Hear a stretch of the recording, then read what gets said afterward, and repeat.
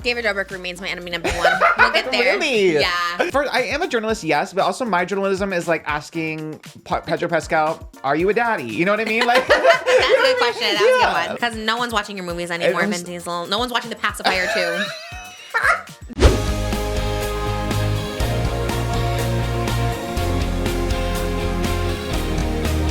Her name is Trish, she's got the dish and all the gossip's filthy rich, pretty and pink, hot topic queen, and says what everybody thinks. She's just Trish.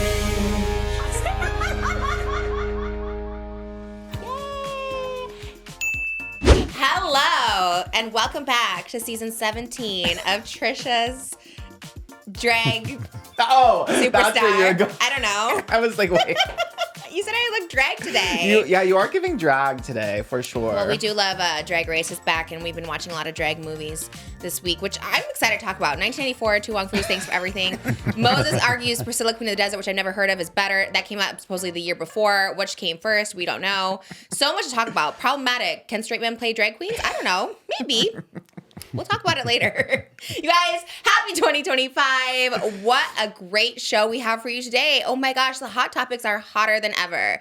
The tea is piping, it's spilling, it's overflowing, much like me and these Spanx. And actually, I don't wear Spanx, I just have pantyhose. Oscar's worn Spanx. That's something I found out over the weekend. Oh, yeah, always. I love a spank. Let's dive more into that in a minute. But before we do, shout out to our sponsors. Robody Home Chef and Caraway Home Cookware. We got some new ones today, so be sure to tune ahead 20 minutes to hear those ad reads. My tickets for my Broadway show have sold out, but there are online streaming tickets. We're going to professionally online stream it. So if you want those, go to trishonbroadway.com. The Broadway show is literally less than a month away, and I have a lot to do, but it's going to be really fun. We have a really great confirmed celebrity surprise guests, and I cannot wait for you guys. You guys are going to freak who they are. And we have our furry tote at justtrish.com. These launched after Christmas, so we saw some left. Our little canvas totes sold out instantly, but we have a few of these left. We also got discounted Christmas hoodies if you guys want to check those out. They were supposed to be at our show, and we couldn't get them over there, so I don't know. They're there. They're Christmas ones. They're at a discount. Go to justtrish.com and Patreon, where we found out about Oscar wearing Spanx, which I love. I think as you were saying, the similarities between you and Shane. Me and Shane Dawson, yes. Yeah, Shane's been on my mind too a lot lately. In a good way, I think. I don't know. Sometimes I obsess.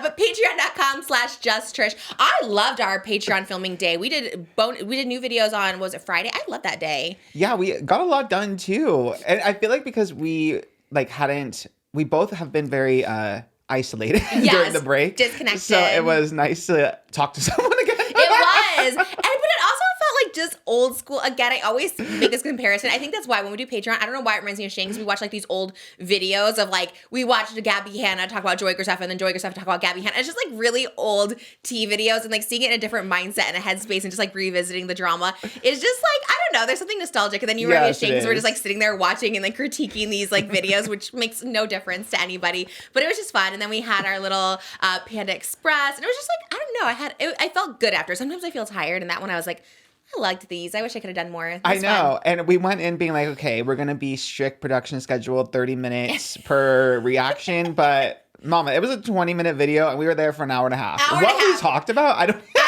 either. We ordered a Panda Express because I'm like, okay, each video is going to be half hours. I'm like, let's order the Panda Express now. Panda Express gets there. And I was like, we'll wait to eat it. But I'm like, it's going to be cold. It was an hour and 20 minutes before we ate that Panda Express. I clocked it because I was like, I want to eat this. So I was eating like veggie spring rolls in the interim because I was like, I'm hungry. I don't want this to get cold. You don't mind a cold food? I don't. That's crazy. And I feel like we were so in the reaction because we were watching GABBIE HANNA's Escape the Nightmare. I really feel like we thrive rewatching these old drama videos. Because somehow you're always involved in the old drama, but you also know nothing about what's going on. Never. So it's very fascinating. But people credit me and source me as like a source. And I'm like, I didn't know anything back then. I don't know anything now. Why? Oh my God. Oscar edited Joey's video, and he edited my old Just Trish podcast into that. Oh my God, yes. You also sourced me. You're like, here's the source. And GABBIE HANNA sourced you as well, and you just had no idea. I was in the middle of it all. Yes, as always. I know. It was kind of fun, actually, because I hadn't seen those. I truly didn't see those because that was 2021. And we all know I had a little bit of a funk in 2021. And at that point, I told Oscar, I just shut off the internet at some point because that was a crazy year. I'm like, let me just I disconnected the Wi-Fi. Yes, Really? that was that It year. was That that literally, bad? yeah, it was Oh my that God. year because I was spiraling. If I did have Moses, truly, that's when I was like hearing voices for real. I know people think I was like over exaggerating, but like seriously, I was like, there was something seriously wrong. But I wasn't aware of that whole like saga, and then it was great. I don't know. Again, watching it now, it's like, does any of this really matter? No, but it's fun. It's like entertaining. history. Yeah. It's like when you take a history. history class, doesn't even really matter. Yeah, that's true. There's no point in history because what do? You can't change it. Like the Alamo, it's gonna happen. It already happened. Yes. You can't go back and change it. So same with Gabbie Hanna, Escape the Nightmare. You can't go back and change it. You can delete Remember it. the Alamo, remember Gabbie Hanna. Oh my Escape God, the where was the Nightmare. Alamo? Because I'm gonna be in Texas at 3 stops on my Oh my God, going on tour. you Next the We'll announce casual. it. Yeah, next week. Sorry, I feel like people know, but I did my tour shoot today. I have 3 Texas stops. Is the Alamo somewhere in Houston, Dallas, or Austin? Let me see. Where is the Alamo? It's probably not. It's probably like San Antonio or one place I'm not going. San Antonio. Is it? Yeah. I do know the Alamo. Me surprised. I know the Alamo. Wait, how do I get there? We can We'll drive figure it out. through. I mean, probably from one point to the other. You're not going to fly from those points. Yeah, I didn't know how that's gonna work. My dad's like, "Oh, Pittsburgh's only 2 hours from Cleveland." I'm like, "Are we driving?" I hope not. I'll get car sick. But anyways, it's fine. We'll worry about that later. We'll go see the Alamo. Maybe I But can afford also, the Alamo. before we move on from I Patreon, think Selena did. Yeah. Trishmas Live. Oh yeah. Well, I wasn't done with the Patreon promo. That was on my list.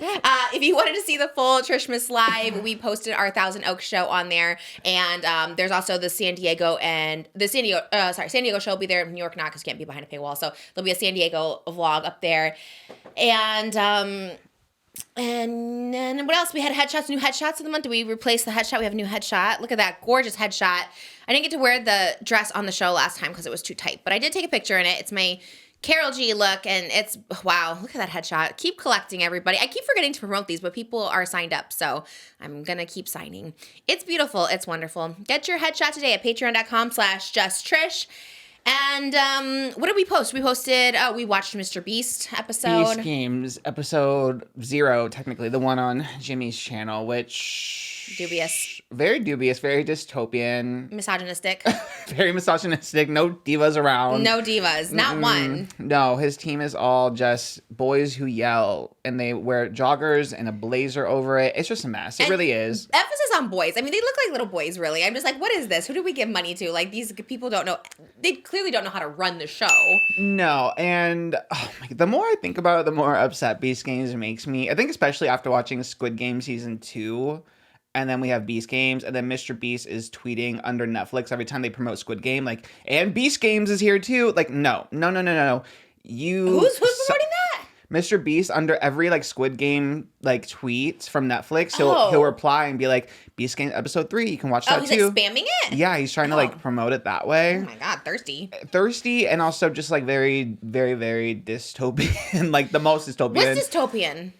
It's like Hunger Games vibes, you know, where it's Oh, like, very yeah, bad. end of the Future. world. Yeah, he It's like is a Hunger Games. Futuristic but bad. Yeah. Yeah, he's the snow. Literally, yeah, in my opinion. In my opinion, yeah. Like, even thinking about it too, we only watched that first episode. I watched episode 1 via another content creator. Her name is Bose. She like did a reaction, like watching episode 1, and it just like amplified everything I already felt about it, because these people don't have names, they don't have identities, they don't have like a little lower third that says where they're from, their age. Like, they literally are Just a number. just a number. Like, they're not treated like people. That's crazy, yeah. Jimmy is on this platform over them with like a pile of money behind him. Episode 0 enraged me. I didn't finish past that, but that what? Should we? I don't know, not to spoil it or not, but there was one challenge where someone like, you know what I'm talking about, where the girl like, where someone can jump off and get the money, but then the whole Yes. team gets eliminated. Yes. They were so dubious. Should we just say it? Because I guess it's out, right? It's out. It's episode 0. No one cares. Spoiler.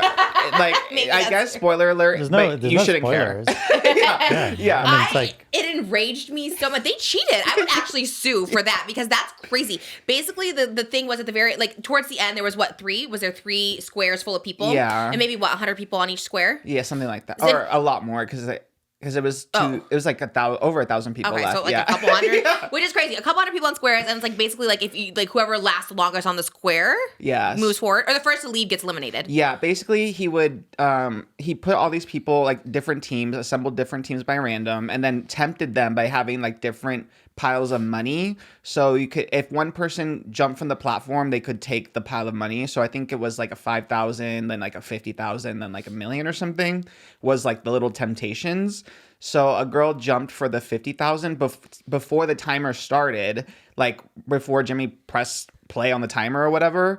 And because she did it before the timer, he announced it. He's like, okay, $50,000. She jumped right away, but he didn't press the timer. So it's like, sorry, I didn't press the timer. It didn't start, so you don't get any money. But also, this whole square is eliminated, which doesn't make any sense at all. Which, if that's the discrepancy, right? Fine, okay, she doesn't get the money, but then they don't get eliminated. Yeah. Like, okay, Keep it like, going, then. Keep it going. I don't know, eliminate her. I guess. I don't know, something. But to be like, okay, but that doesn't pertain to you. You don't get to win the money. But the part that you all lose does. Like that doesn't make like that's seriously that's Sue.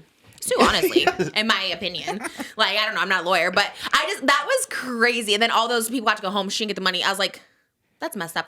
Although, honestly, I was surprised more people didn't run. I would have run for the 50,000 easily. I'd been like, I'm taking that. I know. I bet you more people would have. I think that's why she was trying to jump off the platform so quick, because I think a lot of people would have. And You think only the first gets the money? I think it was something like that, right? Oh, Or I thought they all got to split it. Yeah. And then Maybe you're right. in the episode 1, so the one on Jimmy's channel, it's like it goes from 2,000 contestants to 1,000 in his video, and then Beast Games on Prime, it starts at the 1,000. And in the first episode, again, I did not support it on Prime, but he does a challenge where like these out of the 1,000 people, they need a group to sacrifice themselves. I forget how many, maybe it was like 100 or something, who have to eliminate themselves from the challenge. And so these people are like crying, emotional. Some people are sacrificing themselves, and they all have these stories about how they want to get out of poverty and stuff. And they're crying as they eliminate themselves. And Jimmy interviews one. He's like, so you sacrificed yourself. Why'd you do it? And he's like, I just want to support the team. All right. And then how he eliminates them after they do this emotional sacrifice is he drops them from a platform and they just fall. They fall through the freaking floor. That's how he On what? On mats or something? That's where like the foam, and that's where Rosanna had interviewed someone who fell from the foam and then like injured themselves. Oh my God. Yeah. Why don't they just be like, okay, thank you? Exactly. Like Let you them did this walk whole away. thing where these people are sacrificing themselves to give other people a chance. And that's how you thank them, is by dropping them to the floor. It's like, wait, Yeah. what? Well, that's like his thing, I guess. It's just humiliation. It really is humiliation. And think about like, yes, reality TV in general, there could be an argument that it like takes advantage of people who, you know, need a better life or need an opportunity to earn money and stuff. But think about like the quote unquote worst reality shows, right? That get the most hate, like America's Next Top Model, maybe. At least the models there, a lot of them have careers after. We at least know their names. We at least know where they come from. Yes, Tara also makes it a lot about herself, but at least these people are 80% of the story.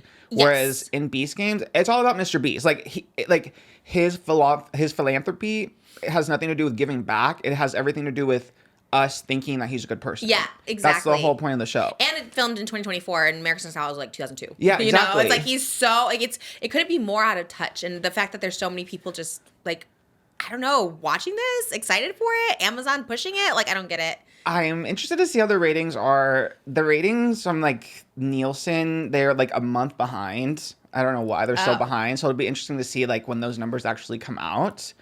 Because I don't know. I hope they're not great, because it actually is very sad to see. Watch, it's like the number one I show know. that everyone watched. I mean, that's the thing. It's like we're watching it. I'm part of it. Like even watching it on YouTube, I was like, gosh, I'm like part of the numbers. Contributing, yeah. It is weird. It's awful though. I did it for research purposes for this show, and I hated it. And I'll never watch an episode. But I don't know. Hopefully, And just see part of clips me on was TikTok. hoping it wasn't as bad as maybe I thought. Like there was a part of me that's like, maybe it is just like entertaining and he doesn't treat people terribly, but like he literally doesn't care about people. He cares about himself and how he's perceived. That's literally all he cares about. That's crazy. And he's not even a good host because they do so many voiceovers. Like you pointed it out, I think, where it's like literally just like his shoulders or this, and you just hear what do you call it, ADR, where you just like the voice goes over because you can't get those lines right, and it's just like it's so weird. How many times you see him actually with like a microphone, 2 cameras speaking? Like never, because like obviously he couldn't do it or something. So it's like you're not a host, you're not a philanthropist. Yeah, you're not like it really doesn't make any sense. I guess he's just the face of this like machine. I guess, but not even a good face. Like he can't even connect to any of the contestants, you know, like at least a Survivor, like Jeff Probst, he sits down at like the tribal council where they're getting eliminated. He like connects to each individual person. Like here, there's literally no connection at all. It is so deranged, and it's all Mr. Beast's team. Like he didn't get anyone else to maybe like work on it or like contribute. Anyone who's actually done a reality show like this that probably could have helped him, like made small changes to make it come across better. So it's also like just an egomaniac narcissist, in my opinion, who thinks that he knows better because he's very successful on YouTube. But like you have a formula, you trick the algorithm, you scream and you sensationalize. And that's that. Like, yes, you get the views of the kids and stuff, but it really is not that good. It's not that good. Sorry. It's just not good content. In the long haul, just, I don't know, humiliating people, even like the reality shows today, like they just don't do the humiliation like that, where they like drop people, you know what I mean? Like physically just humiliate them. I think it's like and weird. Just take away their whole identity and sense of self, and then dangle their hopes, dreams, ambitions on a big bucket of $5 million $1 bills right in front of them. And get talked down to over an overseer who's up on the platform. Yeah. It's so bizarre. Or like no even compassion, like talking to people and be like, it's going to be okay. You know, like any of that kind of stuff. It is like, weird. I'll see you later and fall through the floor. I've called it from the beginning. I was like, the Mr. Beast, David Dobrik correlation is very similar to me. I also called Casey Neistat. We'll come to that in a minute too. But just clock it every time. I said it before anyone else. I'm like, Mr. Beast, even before Roseanne, I was like, there's something dubious. And the dubiousness is coming out. Loves to humiliate people, but I don't think anything as humiliating as his proposal. Oh my God, that proposal was sick and twisted. That was wild. That's like a new level, like people really came for Shane with the double knee proposal, but this is worse. This is like so much worse. 3,000 times worse. There's a lot to analyze. First of all, the merch. Everyone wearing the merch. Yes. Ugly merch, by the way. I mean, if you're Mr. Beast, you should have the best, the quality, the China, everything, you know, just like exactly custom, beautiful. Special for Christmas, for the event. I think it was. I think there was their Christmas sweaters. It was like a Feastables Christmas sweater. Yeah, it was like blue Christmas sweaters. And the tightest sweatpants anyone's ever seen on Christmas Day. Also, 2 people behind them in the proposal photo. Usually when you propose, like you kind of want to make sure like the background's clear. There's like 2, I would assume a moms or something are behind them in the photo. Everything about it was weird. The caption he tweeted with it, so I did a thing, is like the most. I didn't even see the caption. Wait, what? His tweet was literally like, so I did a thing. When we talk about millennial cringe, watching like GABBIE and stuff like that, he's not even a millennial and it's millennial cringe. I've never, like, what? Like if my soon-to-be, my fiance tweeted that was the tweet, I would throw the ring back. I don't care how much it was. It was so bizarre. Everything about it was so bizarre. And I was like, honestly. It presented like, there's no way she would say no. It's not like she said yes, or like I did a thing. Obviously, she would say yes. Well, just also put more than so I did a thing. Yeah, like say something nice about her. Yeah, and also making it about himself. Yes, as always. Yeah, everything. It's like so I did a Everything's thing. about him. Yeah. Everyone, poor people's struggles, people being in poverty, like animals, saving the ocean. Everything is about him. Like nothing is ever about being a good person. It's about us wanting to perceive him as a good person. Yeah. And I am like so sick of it. I'm so sick of it. I don't care that he's number 1. I don't care that he's so popular. I don't care that he's so rich.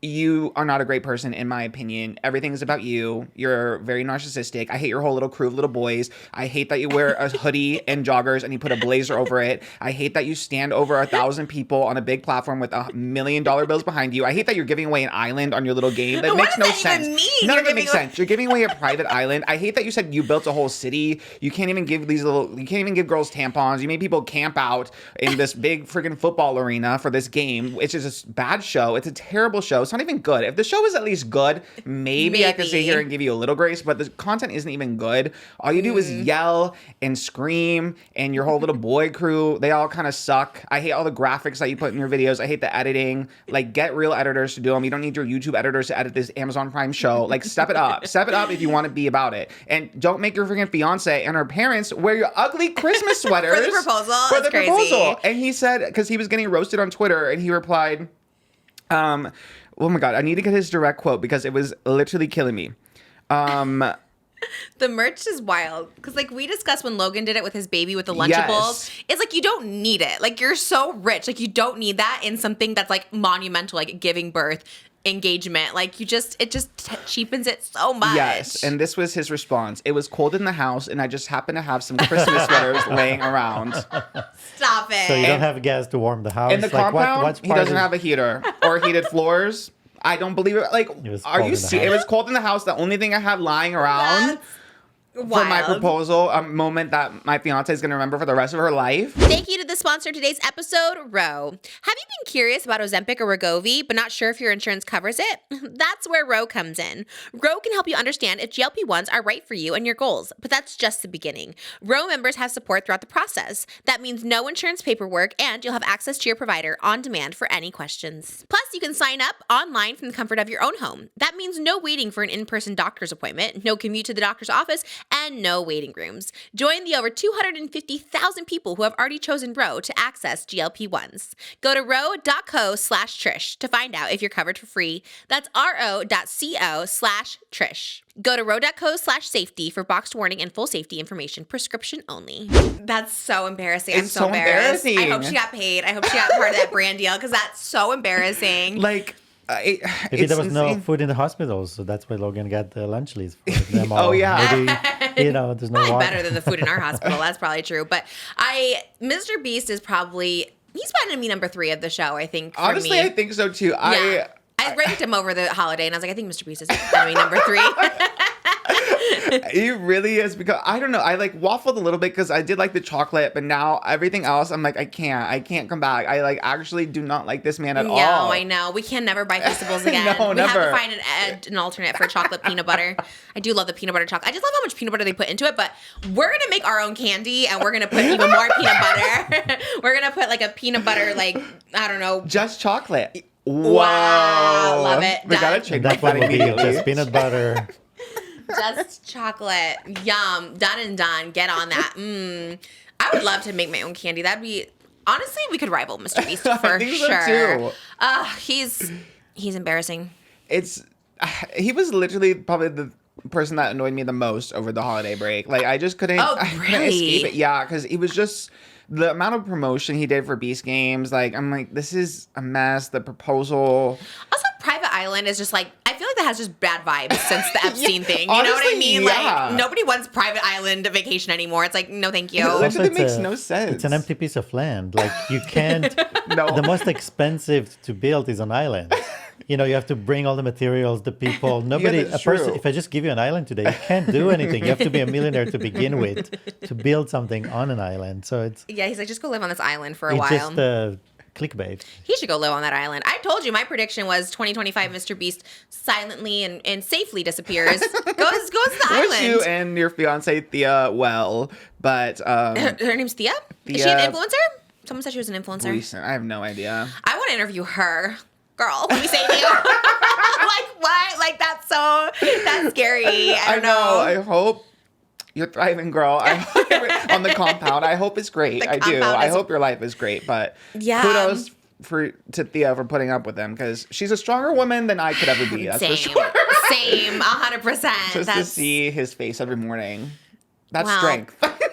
Happy 2025, everybody. We're back with Hot Topics. You can tell that I've been like jumping at the bit. I know. I wasn't that passionate about it, but I'm with you. I feel it. But you also were giving kind of 10 things I hate about you at the end, where it's like, I hate the way you look at you. I hate the way you stare. I hate that I don't hate you. Not even a little bit. Not even at all. I thought you were going to go there. I thought I was going to turn love at the end. I was like, wow, he's really going. No, that would have been me with David Dobrik back in the day, but I've also been, awoken to his dastardly deeds as well. David Dobrik remains my enemy number 1. We'll get there. Really? Yeah. Enemy number 1 for sure. I saw 2020 there's so many predictions on TikTok, and I saw 2020 prediction where it's like David Dobrik goes to jail this year. And not that I'm like wishing that, but I was watching after the Jeff and Casey thing, which we can get to like later. I was kind of like, he actually did commit like a lot of crimes. Allegedly, it looks like, from what we see. You know what I mean? It's like, and getting away with so much. I don't wish going to jail anyone. I just wish like accountability, pay some money, like do something to atone for a mistake or not, but then hiding the mistake, covering up the mistake,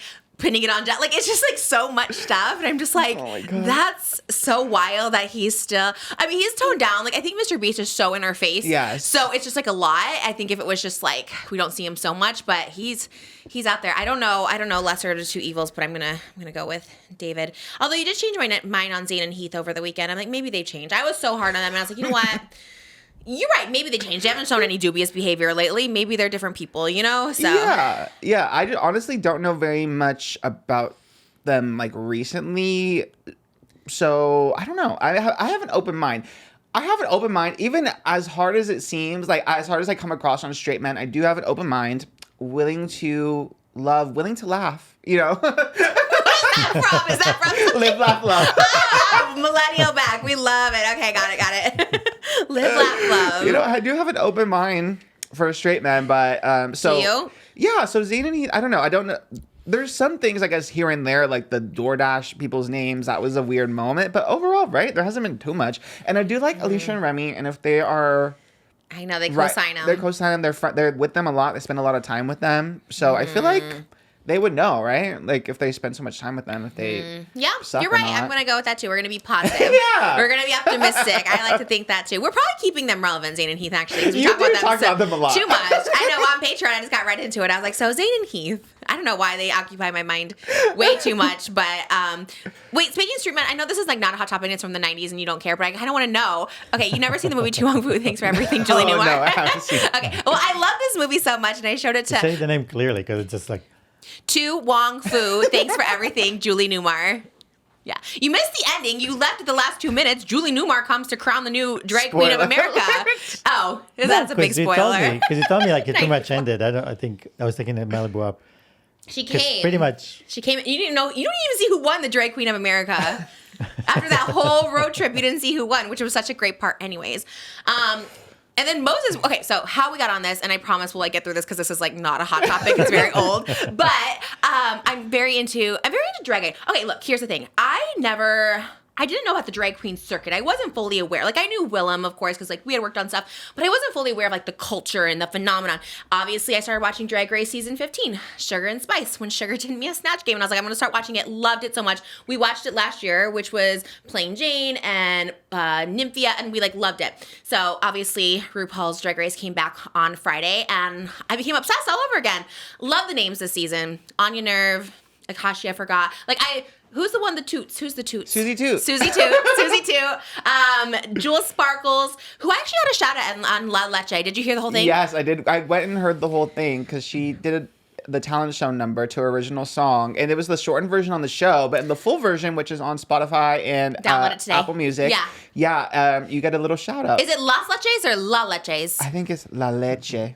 La Leche. I started listening to it on the elliptical the other day after I saw that she gave you a shout out. I was like, oh, let me hear the whole thing. And actually, I'm like not even lying. Yeah. On the elliptical, I was the fastest I've ever gone. Like, it's such a good workout song. It's such a good workout song. 888. Like, honestly, when we watched on the show, I was like obsessed with it. That's why when I saw Trish Craig be like, oh, she gave a shout out to Trish, and I was like rewatching it. I was like, no, like I would have heard my name, but yeah, it's on the extended.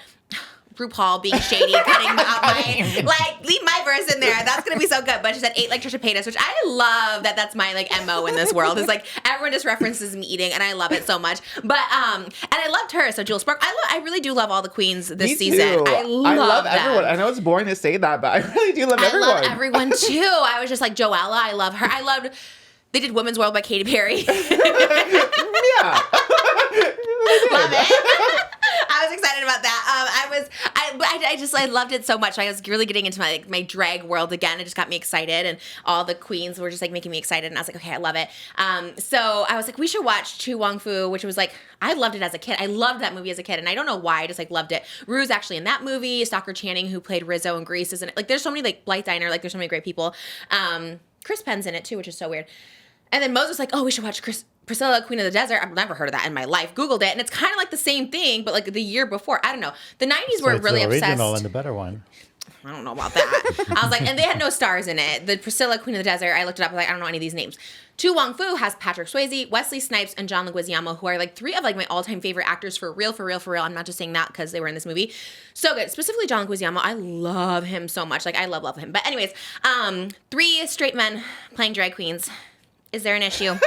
Is it? I don't think the movie's problematic. You watched it, you said it's problematic. I don't think it's problematic. I thought it was I don't know. For very me, it's the empowering. first time that it stood out of like how that role should have been played by somebody that is. Do you think it should only be played by drag queens?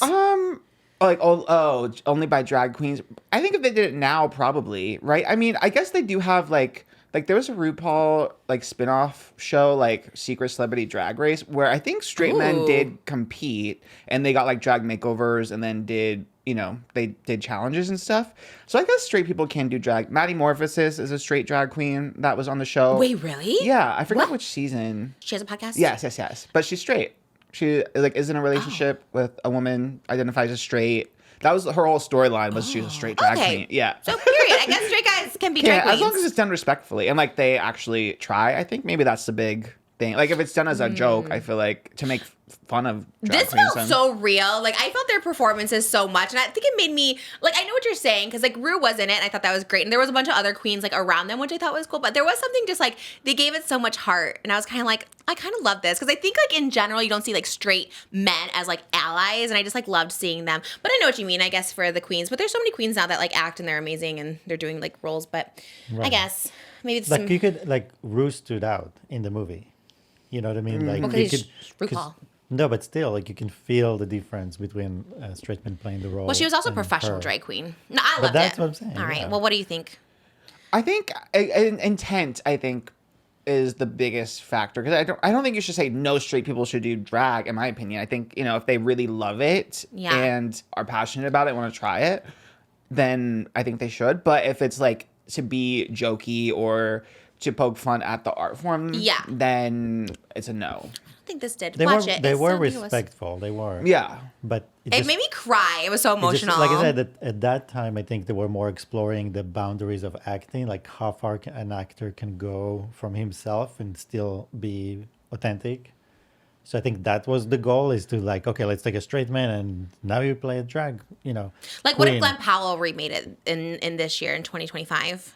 I think I would love. Right? That's what I'm saying. I think there's something like, I don't know, kind of cute and kind of hot too about like I don't know, maybe not. I don't know. I just thought it was great. I love it. I love drag queens, and I wish I was one. So maybe that's why my look was inspired. But I think you would I think it's more. You would love to see most men in drag, right? Yeah, me definitely. Like it's just like seems Bad Bunny could have been John funny. Leguizamo's character. That would have been so good. I would love to see Bad Bunny in some fishnets. Why do I feel like he has? Maybe, I don't know. I could be making that up. But I feel like Bad Bunny is like one of the artists that like plays with like feminine style a lot too. Like obviously like Harry Styles. Wait, he does? I didn't know. I think so a little bit. I feel like he's done photo shoots where he's like kind of been more like he's played with that stuff. I could be wrong. I would love to see it remade. I love it so much. The biggest thing I've learned from the movie was about the evolution of makeup and how much drag culture affected makeup in straight culture. Yeah. It was fierce. I love the movie. Go watch it. Y'all are gayer than me watching all the drag shows. I have a couple gay songs coming out. Well, I don't know which one. I wrote 4 and I don't know which one. I have a couple gay songs coming out. It's an iconic sentence. I have a whole gay album, but they're all kind of the same vibes, and I have to pick just one song. I guess I don't know. Maybe I can't say it. Well, you won't know which one, but I'm going to perform at a Pride this year. You don't know which Pride, but I'm going to be at a Pride. So I was thinking, like, I really want a really good gay song, and I have a few that I wrote, and I just I could honestly put out a whole album about it. I just love gays. I just do. I just want to be surrounded and bathed and everything in gay men. I don't know. I get excited. And then when I was watching Tu Wong Fu, I was just like, I guess they're not gay, but I mean, it gave me like, they just help the women in the town. You would love it. Like, they just help, like, one person has like a DV husband and they help them. Another one's a punk teenagers in town that degrade these women, and they literally grab them by the nuts and be like, what did you say? It's like, it just makes me feel secure and I love it so much. It's such a good movie. But shout out to the real drag queens out there. Shout out to season 17 drag queens. I love you all so much. I really do. And I go hard for all of you. Yeah, it's a really good season of Drag Race. It made me very, very excited. Even that first episode, I really fell in love with everyone. I know everyone's names. I feel like, again, the anti-Beast Games, I know everyone's names. I know their stories. Yes. I know where they come from. I'm rooting for people. Got cream pied in the face. Yeah. Yes, Steve. That was so games. cute. I love that so much. I want to play that. That looks so much fun.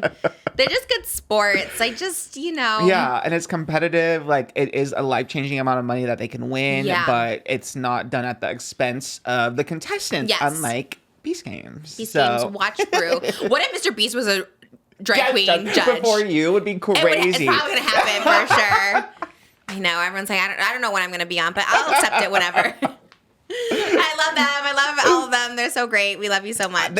Sometimes they have like really random people as guest judges. I think so I all feel the like time. Other than the first episode, it's always like the most random people, which is like fine. I'm random too. Put me on, but it's fine. Maybe one day, maybe season 20.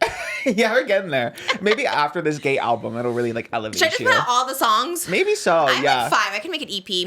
Yes. I love it. Yeah, I'm very inspired. I was inspired by the rainbow. Maybe that's what I can call it. And each song starts with the colors of the rainbow. So it's like red, orange. So it says like Roy G. Biv, but it has like, it's really cute. I was like, I love this little rainbow album I came out with. So anyways, look for it in June. That is fierce. I'll just put it all out. They're all kind of the same vibe, but I like it. And I'm like, can I put it out? Because I'm not a gay, because it's mostly about gay men. I love the whole queer community, but it's mostly about gay men, and I just like love them so much. Yeah, maybe you can have someone feature like on the song. You know, they all love a little verse. Troye Sivan, the little verse. If there's a verse out there who wants to verse on my verse, let me know. That was good. That was a good one. Oh, okay. Well, it's not Pride yet, so let's move on. Here it's Pride every day. That's so true. Happy Pride, Oscar. Emmy. Is it all for queers, right? It's all for queers. Yeah. All right. We love the whole spectrum. I love the spectrum. I love when we bring up the spectrum. The spectrum of life, the spectrum of love. I have nothing. The Golden Globes. Like that's it for me. The Golden Globes. They had the Golden Globes for last night. Not a real show, right? It's like the pretend one. It's kind of unserious vibes. Yeah, I mean, it's getting to be a little bit more serious again. Is it? This is the one that infamously got canceled for a couple years because they were bought off by Emily and PEREZ. They got a trip. The voters got a trip to Paris. That makes so much sense. And then they got actually exposed, and that's why it was like all these really serious shows getting nominated, or like really highbrow, like respected shows. And then Emily in Paris was in the same category, and everyone was like, wait, what? And then it turns out the voters got like trips to Paris, so they were kind of persuaded. That's so funny. Yeah. That makes sense. Like knowing that, watching the gold, I'm like, this makes sense now. You know what I mean? Because watching it, you're just like, what's happening? But that makes sense. Yeah, they were canceled for a little bit, but they have rebranded. And as what? I forget. There's like new, more inclusive voters and stuff. I forgot. And then it's new. I think it's a new company that works on it too. So it's getting to be more serious again. But yeah, this one is also like odd because it's a mix of TV and film. And a lot of the shows, I feel like we've just been celebrating the same shows. Like, just the Emmys and then this. Like, how many times do I have to see Jeremy Allen White win an award? You know? I know. That show's not even good. We try to watch it. I'm like, this is not even a good show. And we love every show. And this show, I'm like, what? And is it a comedy? There's not, in my opinion, no. And a lot of people's opinions, no. But it always gets in the comedy category. Fact, it's not. Like, it's just not a comedy. Like, you watch it and you're stressed and anxious and there's nothing funny. It stresses me out. I watched seasons 1 and 2. I couldn't do 3. Yeah. I think we made it maybe 3 episodes, and it was honestly like so much anxiety. I was just like, I hate this show so much. I think everyone on it is super talented. It's just not for me. Like, Io, I think, is amazing. Obviously. It's just not for me. It just makes me so stressed the whole time, and that's just not my vibe. Like, I love a Hacks. I just want to laugh, you know. Shout out Hacks for winning. Shout out. There were so many, and again, I think it's because I'm aging, and I just love older women winning, and I'm just like, shout out Hacks, Jean Smart, and then also Demi Moore. I do love that. And Demi Moore's speech, like everything about it, I love it so much when there's like women in Hollywood and Pamela Anderson got like so many people. I'm just like, it gives me hope. I think I'll win my first Golden Globe at like 72. Honestly, I mean, like, a lot of people, it's weird. Okay, so Demi Moore in The Substance, it's about like, you know, a woman aging and then feeling like she's, you know, aged out of life, basically. Like, she can't be taken serious because of her age. And then Baby Girl is another one too, where she's like an older woman who has an affair with like a younger man, and it's about like, you know, her not feeling alive or valued anymore because of her age. So it is, and they're getting nominated for these kind of roles. So that's the Nicole Kidman one. Nicole Kidman's a little sus to me though, because she's been doing a lot of movies where she's always has a hot young love interest. Like, why are you only doing movies with 30-year-olds having sex with you? I think she does a lot though. No, because what was that last one she did? The Netflix one? Zac Efron. No, the show where it was like. Oh, I didn't see it. It was the Meghan Trainor theme song. That's all I remember from it. Oh. We're just criminals. What? Do you remember that show? No, Well, she had never an heard of it. older. She had a normal age. I forget his name. Someone probably hot. Yeah, but he's older. It was like her age, like a middle-aged Okay. man. But that's what guys do all the time. They make movies just to cast Okay, young yeah. girls to kiss and make up And with. that's so- creepy too. I don't like that either. Exactly. That's No, so but I'm creepy. saying like, so she's just doing finally. Okay. And all I right. respect her because she's like, someone asked her why she, like, it's almost like she says yes to everything because she Yeah. is on so many, like, Thank you to the sponsor of today's episode, Home Chef. Home Chef is a meal kit service delivered direct to your home. It's a great service because it provides meal planning, so you have to take the guesswork out of dinner time. The holidays may be over, but Home Chef will still deliver straight to you to keep that nice and cozy in the kitchen. Sometimes going out to eat can break the bank, but also going grocery shopping, it could save you money. But also, what about your time? With Home Chef, it saves you both time and money. Home Chef delivers fresh ingredients and chef-designed recipes conveniently to your doorstep to simplify your cooking experience. Users of leading meal kits have rated Home Chef #1 in quality, convenience, value, taste, and recipe ease. Whether you prefer classic meal kits with pre-proportioned ingredients, quick 30-minute recipes, oven-ready options, microwave meals, or dedicated family menu, Home Chef has everything you and your family need for hassle-free, delicious dinners. They also have over 30 options a week and serve a variety of dietary needs. Plus, it's economical. Home Chef customers save an average of $86 per month on groceries. Because let's think about it. When you go grocery shopping and you think, oh, I'm going to have this for dinner tomorrow, lunch tomorrow, a lot of times those groceries just end up sitting in your fridge, not going anywhere. With Home Chef, they give you exactly the ingredients you need so there's no waste. And it is super easy. A lot of times it's like complicated recipes and sauces. It's so easy, so convenient. I really recommend Home Chef. We got to try some the other day and it's just easy meal prep. It's just easy to like know what you're going to have for dinner, have it all ready for you. It's really nice. And the economical part is great too. So when meal planning ends up on the back burner, check out Home Chef's new 5-ingredient meals that simplify prep with super easy recipes, just using 5 fresh pre-portioned ingredients. For a limited time, Home Chef is offering my listeners 18 free meals plus free dessert for life. And of course, free shipping on your first box. Go to homechef.com/Trish. That's homechef.com/Trish for 18 free meals and free dessert for life. Homechef.com/Trish. Must be an active subscriber to receive free dessert. You know we love to eat, and Home Chef is making that easy for you and affordable. Home Chef, we love you. Thank you for sponsoring Just Trish. she's in a really, really critically acclaimed movie, and then she's in that Netflix show that was like very unserious. The one you're talking about? Yeah. What's it called? I'm like Criminals? blanking out on what the freaking show was I've called. never heard of it. I don't know. Dakota All right. Fanning was in it. Oh. It was like a murder mystery kind of show. The Perfect Couple. That's what it was. It came out a couple months ago. Bad title. But Doesn't make me want to watch it. It was really weird. Like, it's literally the opening. Like, it was about a murder mystery, and the opening theme song was the Meghan Trainor song, and then they all performed a dance number Ooh, a musical. to this. And like, it made no sense in the context of the show because the show was like trying to like a kind of serious murder mystery. But then it opened when they were like, "We're just criminals." They were all criminals." singing it? Yes, I kind of like that. I'd it watch was it for camp. that. It was kind of camp. But anyway, someone was like, why do you make so many things? She's like, well, I know that if I am involved in a project, it employs like all these other people. Like, it employs like if she can be involved in it, then it gives like new directors a chance. Oh, I see. It gives like new up and coming talent a chance to, get a job. So I respect that. She's love that. working and she's supporting other people. So Love. yeah. I like her. Maybe I'll do that too when I'm like 60. Be like, okay, I only want to have a hot 30-year-old. That's crazy. When I'm 60, my 30-year-old love interest was not even born yet, though. That Like, that's actually what's is wild. insane to think about. Yeah, like that to me kind of trips me out a little bit. That's not gonna be me, trust me. But yeah, I loved Demi Moore. I haven't seen The Substance because I don't like body horror that much, but I love like yeah, no. everything about it. Yeah, Weirdly, like I I like the love the idea. memes. I love the idea. Yeah. I love right now Margaret Qualley. I love her. I really Gorge. don't know much about her, but I love how pretty she is. I love her She's so eyebrows good. and I love her teeth, which sounds like so odd and creepy, but like she just has like it's gorge. in a world of veneers. Like I just like seeing No. her real teeth. I don't know. I loved her. She was in Once Upon a Time in Hollywood. Yes, Did yes. you watch? You seen that movie? I've seen clips of her in it. The movie's actually so I don't know. I love that movie. I love It the is movie your so much. vibe, Tarantino. Yeah. Yeah, it's so good. And she's just so she was very now she's like more like the traditional beauty. Back then she had more like quirky features. And maybe she still has it. I guess I don't really like look at her. But back then she had a lot of like quirky features and stuff like that. And he showed a lot of her feet, which is like kind of weird. But she had like quirky feet and everything was like just kind of quirky and stuff. But she was just like cute and just like so like beautiful in like a different way than like a Sydney Sweeney or something like that. Which I really like her. I would watch it too. I should because everyone's talking about it. But yeah, anything gory or anything, I'm just like Yeah, I'm not good with body horror at all. And I know it gets kind of intense towards the end, but I support it from a distance. Like, I haven't seen it. I trust that it's a great film. Trust that they're great in it.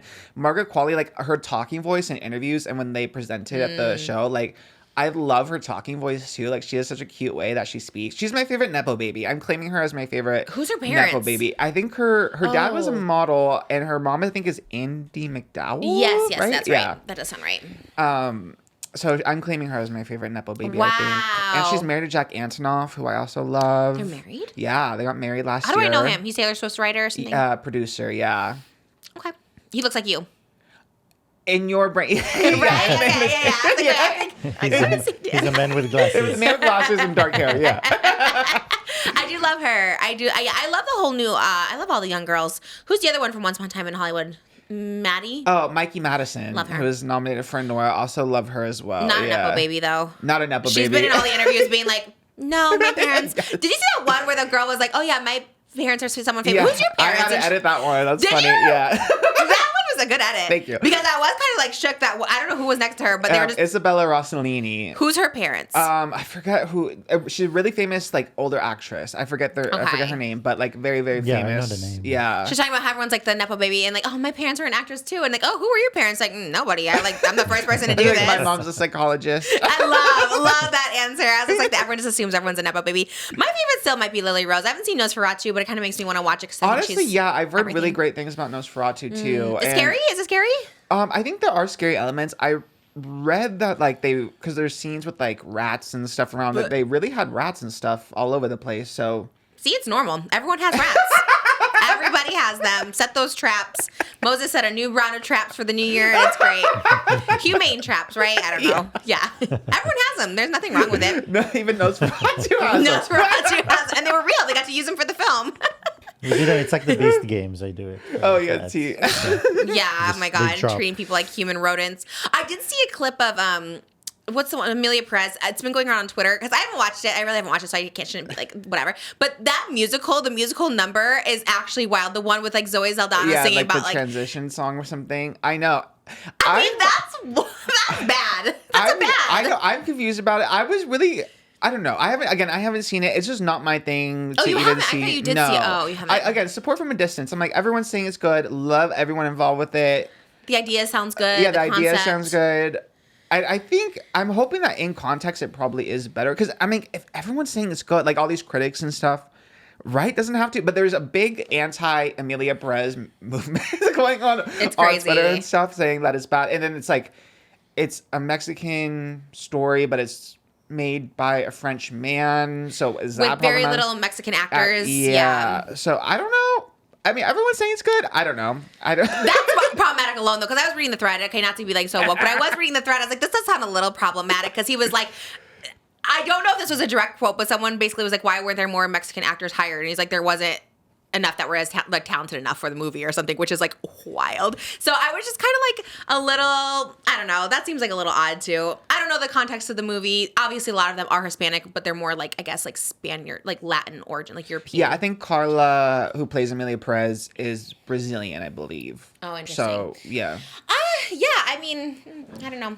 I get it. I mean, J-Lo wasn't, she played Selena and she's not Mexican-American. Yeah. So, I don't know. I haven't seen the movie, but I know a lot of people were critical of the director not speaking Spanish or English as his first language and making this movie. And then I guess he didn't bother to learn about, I just read a thread. I don't know, you guys, this could be wrong, but I got a little mad too. I was like, I guess I could see that if it's your culture. It's very French. What's very French? He's the movie? French, the director. Yes. Yeah. Very French of what?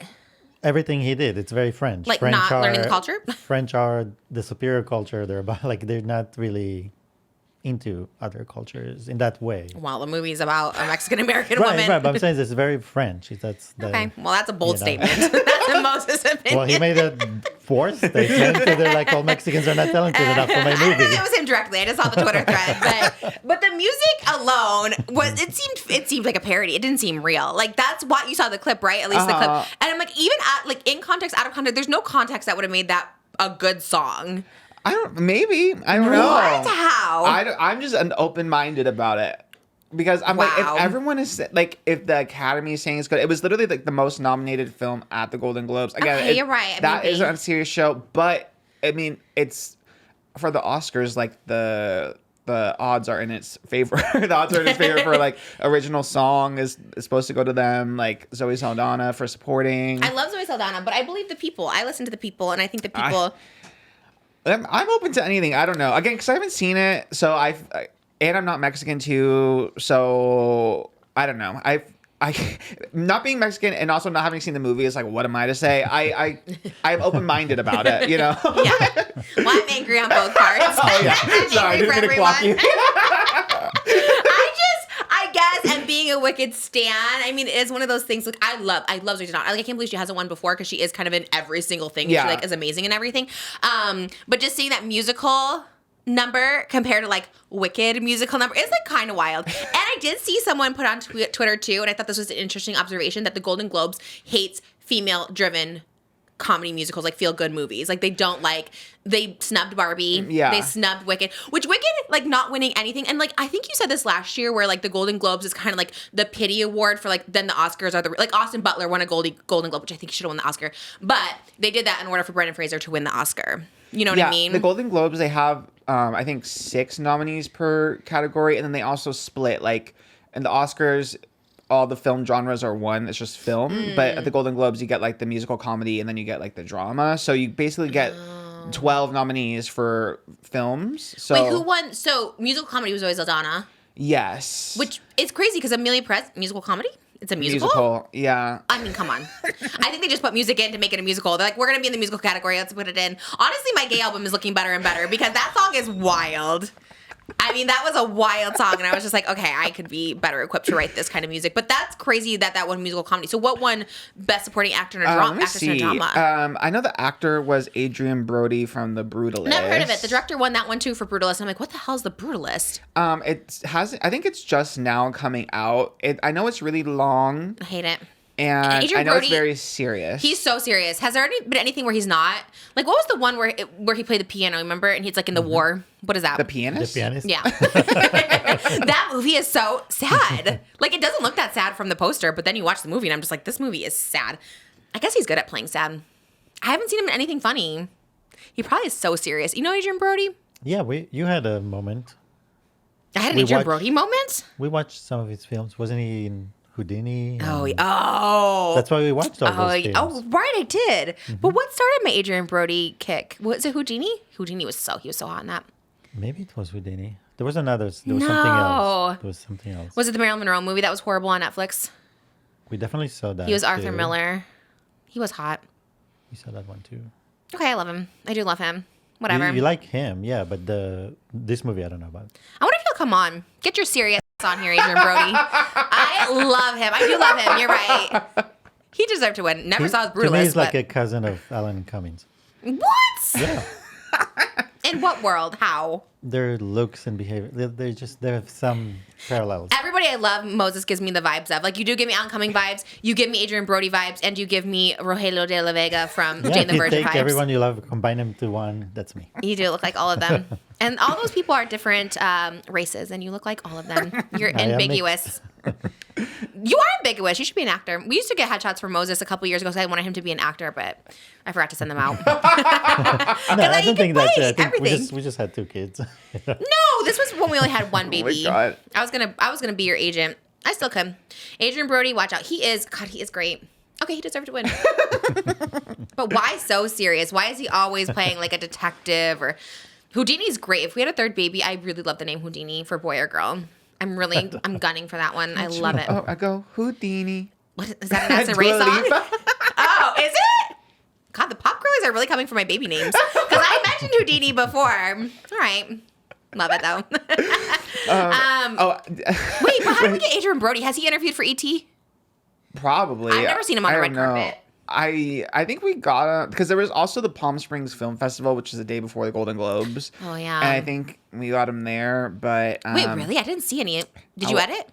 I was only there's only so much I could do. I did 3 Ariana Grande videos. I did Mikey Madison, and then I did Selena Gomez.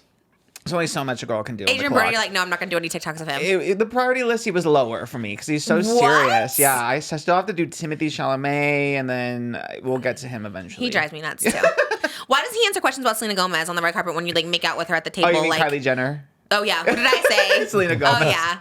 Yeah, Timothy. I think Denny, director from ET, asked like, "Oh, what's it like to have Kylie Shout Jenner out, Denny. supporting you here today?" And he just said it's great to be supported by my peers or whatever. So he kind of like You sidestepped. could acknowledge that.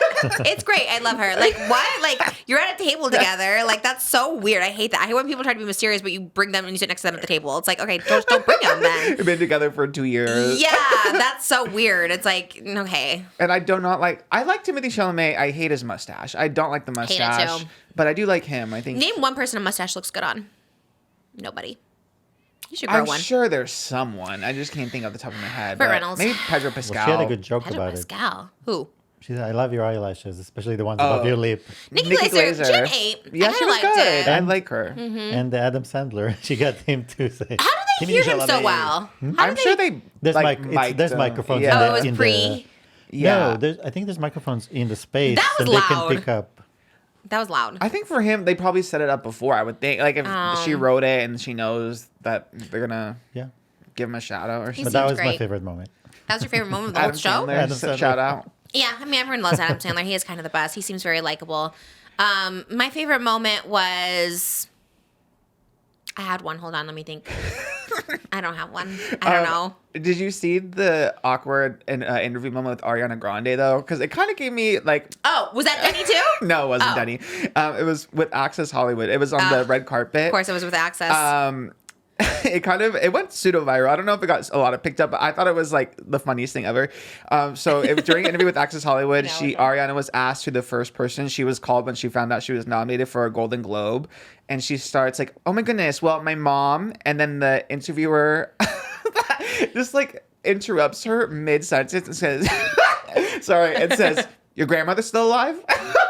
Why did they say that? No, I don't know why she literally stopped, like, as she's about to say, like, well, I called my mom. It's like, your grandmother's still alive? And Is obviously, she like dying or something? Or why did they ask that? I don't know what possessed her to, like, ask that at all. But obviously, like, if you're an Ariana fan, you know that she loves her Nona. Yeah, she watched Wicked with Yes, her. Like, I don't understand the question. Like, Maybe just because she's old. I don't know. And then Ariana responded, yes, my Nona, she's 99. Nona was second. And she kind of, like, breezed through it and didn't, like, give it any side eye or whatever. But everyone, like, that watched it was like, wait, that's not. I saw that too, and I was like, wait, is it just like her? She's just old, and she's like asking her if she's okay. Still like, alive. Ariana's keeping it classy for sure. Is Nona Italian for grandma? I think so, right? One of our favorite restaurants is called Nona's, and I never knew why they called it that. And I'm like, now that I'm thinking, I'm like, oh my god, Italian. What if it was Ariana's Nona's? Maybe we'll go eat there. That is weird. No, that interviewer was wild. I mean, some interviewers should just not be interviewers. They Well, ask the most. I always feel pity because like you do interview so many like people and it's That's such a true. long day. You're in those tight dresses. You probably haven't eaten much, and it's Yeah. like I feel like it literally could happen to anyone. So I feel for them. And then there was another moment, KIERAN KULKIN. Yes, love him so much. Well, he did an Iconic. interview with a reporter for ET, Rachel Smith, and then she like had like you have your Just Trish card. She had her little card with just like little notes or Yeah. whatever, and he's like, if you know everything about me, why do you need that card? And then he's like, Oh. and then he took her card and threw it and goes, come on, wing it, do it off the cuff. And everyone's like, wait, Weirdly why would combative. you? Yeah. For what? And luckily, she like really rolled with it very well. She's like very sweet. What and did she say? She just kept it moving. She was off. She's She's like, okay, prepared? I'll be off. She's like, I'm off the cuff. She's like, yeah, I got my card, but I'm doing this off the cuff. For sure. I And mean, he's you know like, what you prove it. And write. he throws it back.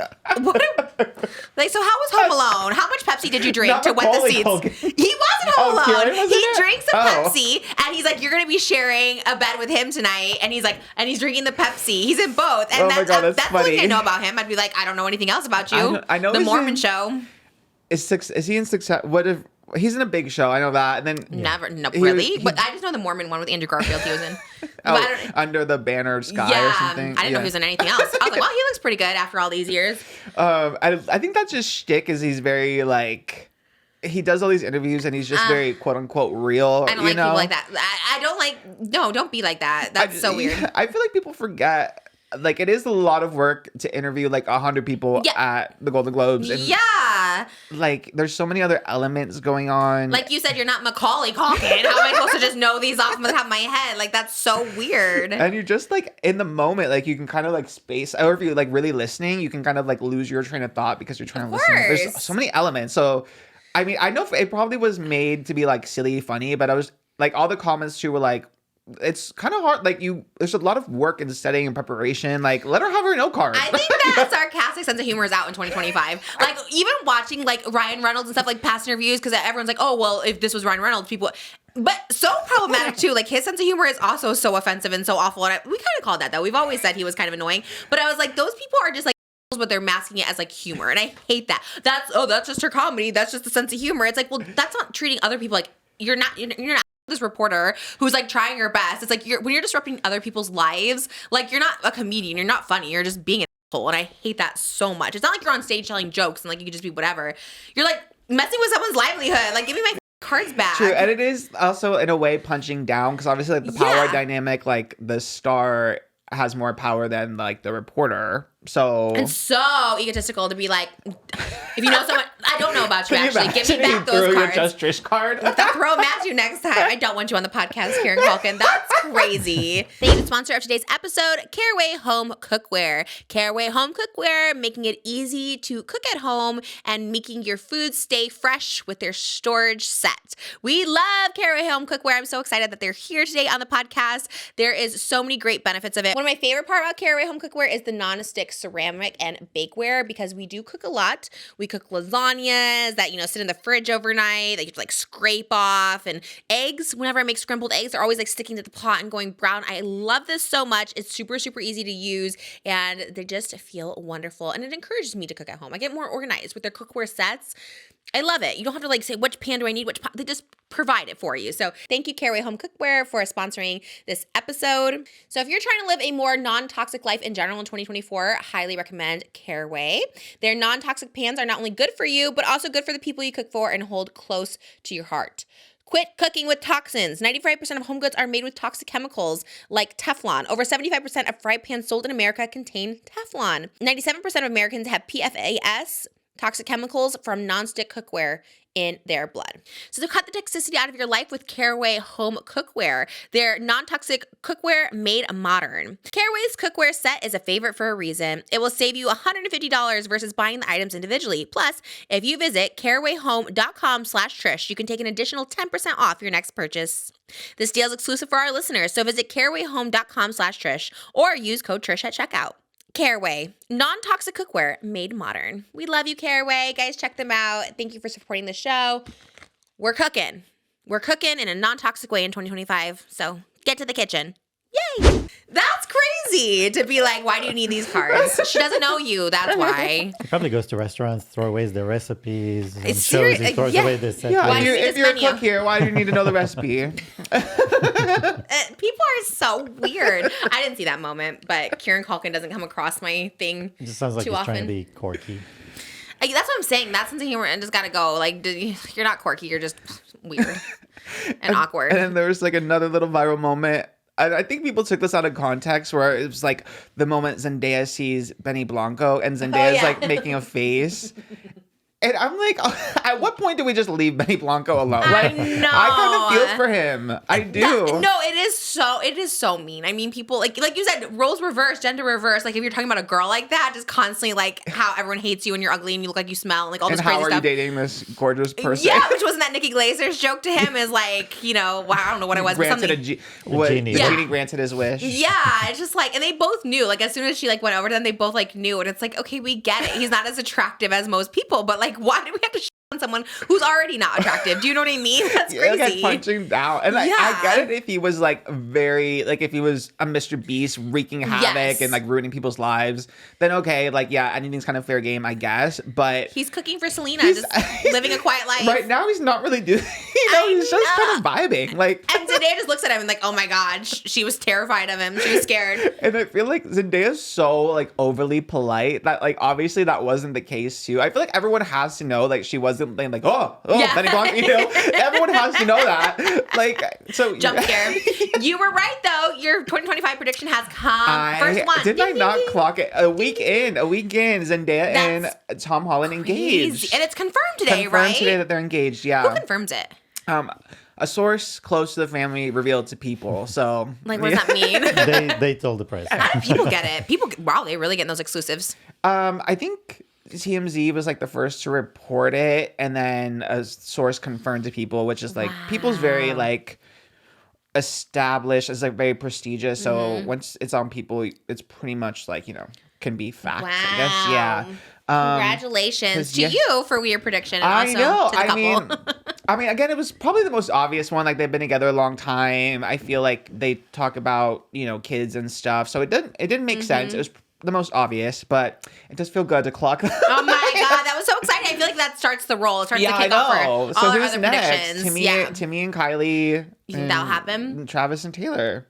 I'm feeling good. I'm on a roll. Travis and Taylor would be an epic if their engagement. Like, what does their ring look like? I do love the rings of the rich and famous. I'm like, what do their rings look like? I know. I think Zendaya's was worth like, I think it's reported to be around like 200,000. Modest for them. Honestly, yeah, because right? Tom Holland really made that Spider-Man money. Yeah. And someone found like an Instagram post that she liked of a ring from that collection, and it was like 2 years ago. Aww. So it's like the fact that he got that ring, and it's like from a collection that she liked. She's been pushing for 3 years to get that ring. Well, you have to. You have to show what you want. I showed you like the month I met you. I'm like, this is the ring I need. Thank you. And I love that she like, obviously she had to have known that like going to the Golden Globes wearing a ring on the finger, it doesn't match the Bulgari like set that she's wearing. And then there was videos of her like being excited and like showing everyone her ring. That's so exciting. She had to know it was going to be out, and they're so private. So I like that. I don't know. She kind of did it on her own terms. And Tom Holland though saying he doesn't show up with her to red carpets because he doesn't want to like steal her thunder is kind of weird to me, right? Because it's also like, you're not going to steal her thunder. She's Zendaya. Like, that's such a weird thing to say. I think contextually he didn't mean like, I will draw attention away from her. I think he means like the spectacle of them together will take the attention. Oh, Tom Holland and Zendaya on the carpet versus Zendaya at the premiere challengers. You know what I mean? Like, it becomes less about the work and more about them as a couple and the spectacle around them as a couple. But you're a couple. Like, don't you want the person to support you? Like, don't you want to be like with the person? Like, you know what I mean? Like, I don't want Moses by me. You know, even if it is, if I'm Star of Challengers and Mike Weiss and Josh O'Connor next to me, I want Moses to be next to me too. I mean, I get it. Like, let me have my like moment with the three, but then also it's like, but also come here and be next to me. I think that's like so odd. I think it depends on the couple because they're also so private and like so low key. Because he's like, when we're in a movie together, of course, like I will like pose with her like on the Spider-Man carpet or whatever. But that's like sus to me. That's like saying if I'm in the movie, I'll come. If not, I'm not coming. No, because I think he goes like inside, like he'll still go, kind of like Kylie. Like she doesn't walk the carpet, or like Benny with Selena. Like they don't walk the carpet together because then the focus is on them as a couple on the carpet versus like, it's their moment. And it depends because I think another one of my favorite Golden Globes couples were Adam Brody and Leighton Meester. I don't know either of them. Leighton Meester, Blair Waldorf from Gossip Girl, my favorite character of all time. Which one is she on Gossip Girl? Blair, the one, like the brunette. But not Blake Lively. The other one. Okay. We watched like a season. I liked it. Moses hated it, so I had to watch it. Blair Waldorf is like, I feel like for every gay millennial, Blair Waldorf is like a foundational personality, like building block. Blair Waldorf. Because she is just so like fierce, like gorgeous, fierce, fashionable, little insecure. She's not like the Blake Lively who everyone loves automatically. Like she has to like be more fierce, And Blake Lively was intolerable on that show too. I mean, not a hate train, but that character. Like What's her name? She was awful, right? She was a little here and there. Yeah, I think she was awful. I just remember one where there was like a fashion shoot or something, and she's like, "How are you gonna?" Like she shows up to be the model, and she's like, "Oh, this was my shoe. How are you supposed to show up to be the model?" I forgot which one was which, but they were both annoying, and I was like, "I don't like this." I watched it for the guy from You. I forgot his name, but I liked him. Badly. Horrible in that show, but I loved him. You's coming back too. It's actually not a great show when I think about it. I was like, nothing about it I remember. I remember there was like parents There was like an older dad and an older mom. And you? In Gossip Girl, yeah. Oh, No, I you love Gossip Girl. Towards the love. first couple seasons, and then it got progressively worse. But I love Leighton Meester was my favorite. I loved her music career. She did country music, she did folk music, she did pop music. Wow. I make them good girls go bad. That was Remember her that song? Yeah, it was like she That's a good featured one. on it, but she was so good on it. I wanted to name my baby Leighton, but then my brother stole it. He named his baby Leighton? Yeah. Why don't you name him Blair? Honestly, but then I would think Blair Juicy Fowler. Star. Yeah. I think she picked Blair for that because of reason. Gossip Girl, yeah. I remember she said that. I was like, okay. And I love the OC. I love Seth Cohen. The OC is like another one of I never watched it. I watched it like because I was too young when it was actually on, but then I watched it like in high school on DVD. I remember I bought them all and watched it and like loved. I love the whole cast. I love Adam Brody, but specifically, but also like Misha Barr and Rachel Bilson. Was he problematic at some point? Adam Brody? I don't think so. I swear there was something about him that gave me the ick. Really? I think he kind of is pretty low key. He has his kids. He's like maybe not them. Maybe. I mean, I could be wrong, but I love them together. But like Leighton on the carpet at the Golden Globes was like, no, like you pose, it's your award, and he like insisted that she do every that little photo moment with him. Yeah. So. Okay, well, there's balance. Like you said, I guess it depends. I guess there's balance. I mean, I definitely want my solo Getty image, but I also want. So I would do a little bit of both. Yeah. It would be awkward to be the non-famous one though, because you don't know where to. Like, okay, do I go up there? Do I not? Like, do people want to see? Like, it would be kind of odd. So I always feel not that she's not famous, but I mean, it is like not the big one being honored. I guess maybe that's why Tom Holland doesn't want to go. He doesn't know if he should get in the shot or not. He's like, I'll just like avoid that altogether. Yeah, and then I like Cooper Koch went with his partner, and then he would like. Very that situation where he was like kind of like Stuart, shout out Stuart. He was like in the back, like trying to not stay out of the way. Aww. And then when he did like E.T., the interview was like, Stuart, no, like you got to be up here. Like this is your man. And then he was like, thank you for including me. It was like so sweet. Yeah, it's super like awkward. You wouldn't really know what to do. And then it's like when they do those wide shots, it's even more awkward because they just see someone in the back, trying to get out of the shot, and it's just all around awkward. Oh man. Okay. Well, shout out. Cooper Koch, was he nominated? He was nominated for Monsters. Didn't win. No, he didn't win. Who won? That's a good question. Oh no, I think Colin Farrell, I want to say, for the Penguin. What's the Penguin? It's like, you're going to hate it because it's a spinoff of the Batman movie with Robert Pattinson. Awful. Who the hell wants to see the Penguin spinoff? No, not me. Unless it's Danny DeVito, I don't want it. That's crazy. Is it good? Have you seen it? I haven't seen it, but it has really good reviews, and it won. So good for Colin Farrell redoing a rebrand because he was just so problematic back in the day. He was awful. He was like playing Britney in Paris, and he was just like, oh, I forgot about that whole era when he was he was like messing with all the girls, all of that. Yeah. He was so ick, and I was just like, oh, I hated Colin Farrell, but at least he grew up, I guess, and matured. Well, he matured. I feel like he's more low key now, right? Old. Yeah. I guess that happens. The other awkward moment though was Vin Diesel shading Wicked when he announced like the winner of the. It was like the box office. I did not see this. What did he say? He's like, and the Golden Globe goes to, and he opens it, and he goes, Wicked. What? Yeah, like he looked visibly upset. Yeah, he like, Wicked. Because no one's watching your movies anymore, Vin Diesel. No one's watching The Pacifier 2. That's crazy. Like, how can you shade like the most adored movie of this whole award season? The award being the best in the box office, which is like, it was by like a lot. It's like so they had no what? choice. It's a technical award. It's just numbers. Yeah, that's so weird. Why would he be? I never liked Vin Diesel either. I'm just gonna say that. I've always put out there. I never liked him. I never understood his appeal. Never liked those Fast and the Furious movies. I never got behind them either. I did like the outfits. Oh my god, I forgot her name, but I think is her name. What is her name? The girl in the first one, she had like the little pink. Yes, I love her. Well, I don't know her name either. I forget her name, but she's like a model. What is her name? She had like cool chaps too. She had the pink car. Yeah, I didn't watch the movies, but I liked her outfits. Me too. I liked her outfits in all the photos. What was her name? What was her name? It's killing me. She was cute. Where's she at? I feel like she was a model for a really long time, right? Right. I can't remember her name, but I loved her. But yeah, then he also like had a weird shout out for Dwayne Johnson. They had like a feud too. I feel like it was again making it too much about himself. Like, yeah. Because at least when like the other like people or actors had bits like Demi Moore, Margaret Qualley, like it was about the substance which they're nominated for. It's not like making it about their personal something relevant in 2024. Yeah. So that was another one of my like awkward ick moments. He gives me weird bro vibes. I think that's why I never liked him too much. Yeah, it was odd from him too, but. Why do people like him? He was kind of loved for a minute. What was his thing that people liked him for? That's a good question. Oh, he was in Guardians of the Galaxy. He was Groot, the tree. Oh, you can't even see his face in it then. No. I do like Groot and the shoulders at Disneyland. Never watched the movie, but I bought one. I think he's cute. I can never ride Guardians. Have you ridden Guardians of the Galaxy? Yes, the ride. Do you like it? Yeah, I like it. The I hate drops.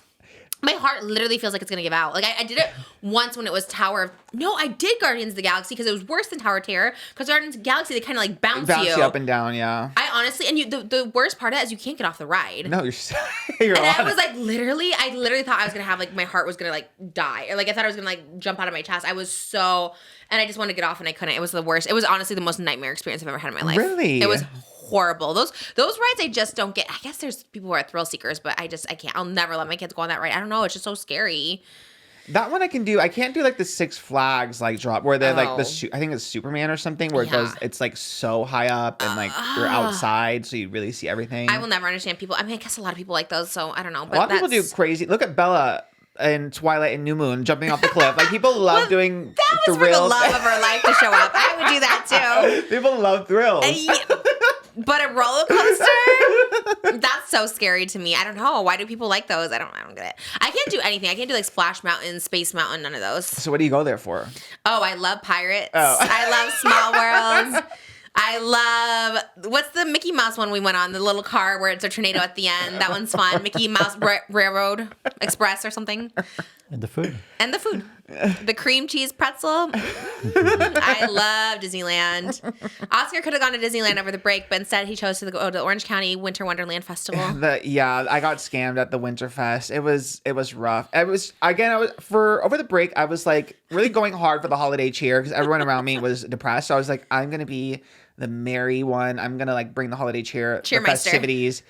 And I saw an Instagram ad for this Winterfest festival, and like in the Instagram videos, it looked beautiful, like big ice skating rink, like a snow falling from the sky, big like icy snow areas where you can like build snowmen and do snow angels.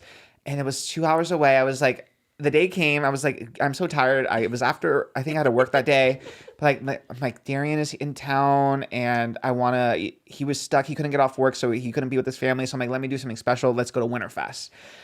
And it was like the biggest scam. I was supposed to vlog it, but I was too depressed because I was like, damn, I thought this was going to be the big moment. There was like AI art everywhere of like elves with like 6 fingers. How did you not film any of this? Yeah, this is your Willy Wonka moment. Literally, that's what I said. I was like, what the heck? I really should have, but I was like really taken aback. Like, because I think I just put so much shade because I thought I was like doing something so grand, and I was like, damn, I'm so tired, but it's going to be worth it when I see the smile on his face. Like, I was like so excited. And then he's like, I think all this art is AI. It was like a Hall of Fame, but of elves. And they had like 6 fingers and stuff. It was empty. The snow was just like soap falling from like a little fan in its top. I was like, wait, what?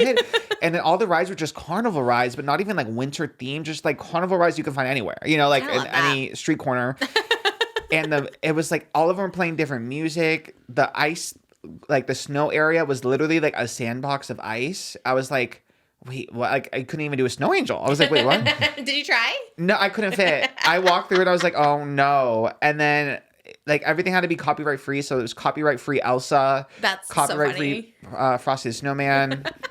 They had like a little holiday light show, randomly Taylor Swift music, but they could only play like less than 30 seconds of the songs. Love that. It's usually like 59 seconds. It's like a minute.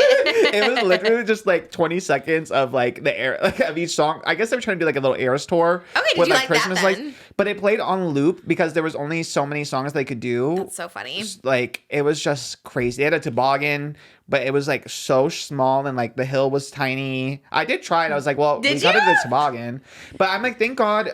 Because I sent it to you and I saw it. I was like, this looks beautiful. I'm like, the kids will probably love it. And I'm like, thank God Trish did not come to this because it was crazy. I kind of do love stuff. We took the kids to something too. It's not like, it wasn't whatever, but it sounds more grand than it is. It's like we have like sledding and stuff too. And then, it's like we're in California. So it's like literally just like a foot, like little snow. Moses ate with her though. He went down on the sled. They loved it. They did go up, but she has 2. So this one was 2 hours away though. So I think also, and like it was more expensive and it was just like, it was not. Yeah, the drive, the money, I was like, damn. But my first thought, is always to film. When things go wrong, I always want to film. I rarely put out footage when things go wrong because then I feel bad. I'm like, oh, okay, I don't want to like ruin this company or whatever. But it's like, that's my first thing. It's like, I need to start filming all of this. Darren was more like, I think I cared more about it being like a thing than he did, because he was like, oh, you should vlog this is kind of crazy, and I was like, I can't I was so defeated. And then ironically, I think they unknowingly made the festival's theme like the trans colors, because there was trans flags everywhere, but it was pink, white, and light blue. Oh. But I don't think they're meant to do that, because it was a more conservative side of town. Oh, it's Orange County. Yeah. So I think they just unknowingly made, but I'm like, love that. And trans flag is the best flag. Flags are in discount. Let's just put them up. Gee, it was That's great. so funny, yeah. They're like, we got So these. at least they have that, the trans flag colors. That was the silver lining. Yeah, So, they were supporting without knowing. it was rough though. The food wasn't great. Did you eat anything? I had a Korean fried cheese, but it was it had the hot dog in it, and I don't like the hot dog. But I at least ate the cheese part. I love it. I wish there was one closer to us. I love that. I haven't. That was the first time I had it since we went last year. So I was crazy. go. So was excited for that. I was like, oh, okay, this is turning around. But everything else was rough. The games were really expensive. It was just like, it was crazy. Should have gone to Disneyland. Moral of the story. Because that was your option, was Disneyland I or gave that. Darian the option. I was like, would you rather go to Disneyland or... Wow. Yeah. He said, I want to go to the Winter Fest He's like, in it Orange seems County. more festive, And I was like, okay. Right. Honestly, Joey Graceffa's Christmas parties had more authentic snow. Which sled was better? Which snow? The snow at Joey Graceffa's Christmas parties was better than Winterfest, Orange County. I wonder if hate they to still say do it, those. but Does he still do them? I don't think so. It's done. That was part of the Patreon drama, was the Christmas parties. And Yeah, when you I was got included in that. uninvited. Yeah. Which, by the way, Daniel Prado was like, told Gabbie, it's not you, Gabbie, it's Trisha. And then also Gabbie did not get invited, but she bought the present. So you actually did her more dirty than me, because you're like, no, it's not you, it's Trisha. We don't want it at the party. And then she's like, hey, saw you at the party, had a gift. So sneaky snake. Justice for Gabbie. Justice for Gabbie, in that Hannah. case. He did gaslit her. He's like, no, not you, it's Trisha. And she's like, hey, party happened. I didn't get the invite. It's crazy that the Joey Graceffa Christmas party back in the day, that was the it party, right? Because I feel like the who's who was there. I don't know. For me, it was like, I have nothing else going on. I might as well. Like, I was always depressed when I went there. Like, it was not at the actual party itself, but I went because I was depressed. I was like, wow, it's this or contemplating bad thoughts in my head. So I'm like, I guess I'll go. So every time I went, and then I would just get more depressed because I'm like, I don't have any friends. So to me, it was not an it party. Your white elephant gifts always did slay though. So yeah, they're probably, that's probably why they ended it. They're probably like, no one's going to bring an iPad or Balenciaga sweatshirt. Well, JoJo did bring a whole Gucci sweat set. It's Gucci. We all know Gucci is. I'm just kidding. I don't know anything about Gucci. I saw a podcast title with JoJo Siwa on it today. I think maybe it was Josh Peck's. Did you see it? It was like 6 hours ago. And literally the title was so wild. I actually don't even want to say it. It was like, JoJo Siwa can't wait to unalive. What? It was the craziest title, and I went to the comments to see if anyone was like, hey, maybe don't make that the title. That's like a weird manifestation. And no one did. Everyone's like, this is so great. We love this. I was like, I hope they changed it by now. You're right. JoJo Siwa can't wait to B-word. Yeah. Like, why would they put that? Like, I get she probably made some joke, like, I can't wait to see people's reactions when this. Like, I get it, but like, that's the title. That was so wild. It kind of made me sad for a minute. I was kind of like, this is kind of like sad. I don't know. Why would they say she wants to? Also, it puts her on like alert. Like, people are like, are you okay? Like, I don't know. The whole thing was very odd. Is that Josh Peck's? Yeah, Josh Peck. Which their podcast is called The Good Guys. Which I have to think was like a branding choice after the David Dobrik like fallout, where they're like, "Hey, we're not them. We're like the good guys." Which I don't know about Josh Peck being. Doesn't everyone always say like if you have to say that you're the good guy? Yeah, then, you're not. Yeah, you're just not. I don't know. It was weird. Poor JoJo. I love her. I'm manifesting. 2025 is the year of JoJo Siwa. Okay. Come yeah. back. the arch, the arc, the golden arc. The golden arc of JoJo Siwa. I think she's gonna get her mind right. I think she's gonna come out with some, okay, you know what I see mean? Like, yeah. Some revelations. Like, you know what I went through was this, and I apologize to the people I hurt by saying this. Like, I think it's gonna be the big like gorgeous revelations. rebrand of like yeah. I see what you mean. Yeah. Like revelations in the Bible. Did you ever read that section? I missed that one. Actually, I probably did it because I went to Catholic school, so I'm sure I did. Oh God, I can't remember one story on Revelations. I don't know if I can. Revelations 17:2. The path of the righteous man. I don't know. I don't know if you cared about this scandal, but like the big one that I saw over the break too was the whole honey like Honey? Remember that? Huh? I didn't see honey. Honey? This was like the biggest scandal for some reason. Remember Honey? They worked with everyone, the brand deals, and it was like you have the coupon codes, whatever, blah blah blah. Honey, yeah. Shane Dawson, didn't he? He Yes, named his dog yeah. after Honey because he worked with them. I think you're right because I think they sponsored All like the every big single one. creators at that time, yeah. Always a red flag if they're sponsoring Shane Dawson videos. Just Well, kidding. we're doing everyone. They did Mr. Beast. Not me. Yeah. Ah. Period. Sure, they did David Dobrik too. I'm sure there's a honey code there. Okay, honey. That was a big scandal everyone was talking What about was- over the what break. happened with Well, Honey? they basically got exposed. I mean, it's very top line, like my summary. There's obviously a lot of layers to it, but a creator on YouTube, Megalag, made like an expose about Honey, alleging that they not only replaced creators' affiliate codes with their own to pocket the money from like the affiliate sales, but then they also partnered with the companies to control which coupons were presented. So like they would work with the companies. I'll say Target. I'm just throwing out Target. So they would work with Target, be like, okay, the only coupon that you'll show would be the 10%. Even if there's like a 20% off out there, only show the 10% basically. So they would work with the company to kind of rip off the consumer.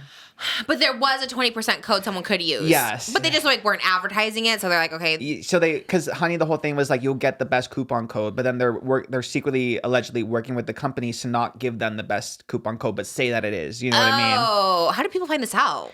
He did this whole Megalag did this whole like expose. He like really went in because like, Wow. Honey's been around for years, right? And no one really raised any red flags about it. So yeah, they were allegedly working with the companies behind the scenes, and then also had the side effect of overriding affiliate links doled out by sponsors. So it would affect like, say if you had like the Amazon storefront or whatever, Right. like, and someone clicked on it, like just having the Honey extension would allegedly like they would replace like your affiliate with Honey. So Honey would be the one getting the referral instead of you. So, but are they like paying? Like, I'm like Shane and my video sponsor. But is he just getting like cash? He's not getting Yeah. like an affiliate. Like every time someone uses his code. Yeah, well, like it would override, just not even related to Honey. Say if you had like an Adam and Eve, Oh. it would overwrite your Trish code and do like the Honey How would they do that? because it's like a Chrome extension. Because you actually download like your God.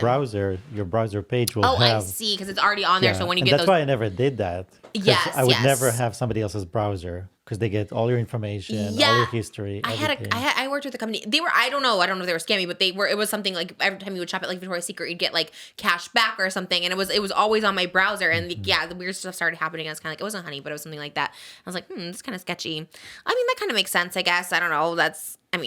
What can happen? They go to jail. Well, the Legal Eagle, which is it's a YouTube channel with over 3 million subscribers, and he's an actual attorney. He's filing a class action lawsuit against Honey. Wait, why? So how's it as a scam? How does it affect the consumer? Because, well, I think this class action lawsuit in particular is for creators who like worked with Honey or have had like affiliate codes that have been overwritten by Honey. I see. Because then they lost the revenue and Honey, which is owned by PayPal, like took it instead. So he is filing a class action lawsuit. Wow. Gosh. Against Honey and PayPal.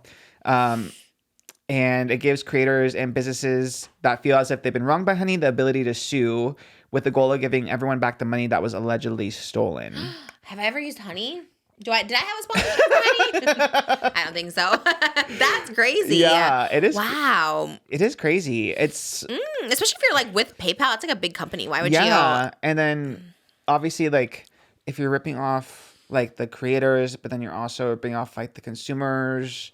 And then there's also like if you're telling people you get the best deal and then you're not, there's like that as well. So there's all these layers. I feel like this is the first layer out of a lot that's to come. God, 2025 is year of like lawsuits for people. I It's know. It is a lot of energy. I always feel for people. I don't care if you're like as rich as Blake Lively or this person, Legal Eagle, but it's just a lot.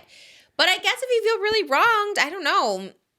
Sometimes at the end of the day, it's like worth your time. Well, he is an attorney, so I feel like that's what he does. Isn't that crazy? When you think about what attorneys do, like this is their lives, are just constantly going to legal battle I know. I don't know how they're very strong mentally. That's wild. They're the ones who know people are like they have to defend someone who's guilty or something like that. Oh yeah, wild. Like how do you do that? Like that would give me. I guess they don't care. Maybe they have no hearts. Well, they're referred to as sharks. They smell the blood in the water and they show up and they just. I thought that's so weird. They were referred to as sharks because I was Shark Tank, and none of them are lawyers. Why do they refer to them as sharks?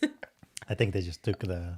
They took the lawyers slang They took and that lore, but they're like shark. Yeah, they smell the blood in Sharks the in water. the They don't water. care about the person or anything. They just know. kind of mean to our sharks because sharks don't really want to harm people at the end of the day. honestly, T. You know what I mean? I just hate But that, the like, shark. But if rhetoric. there's blood in the water, they'll show up. It's not their fault.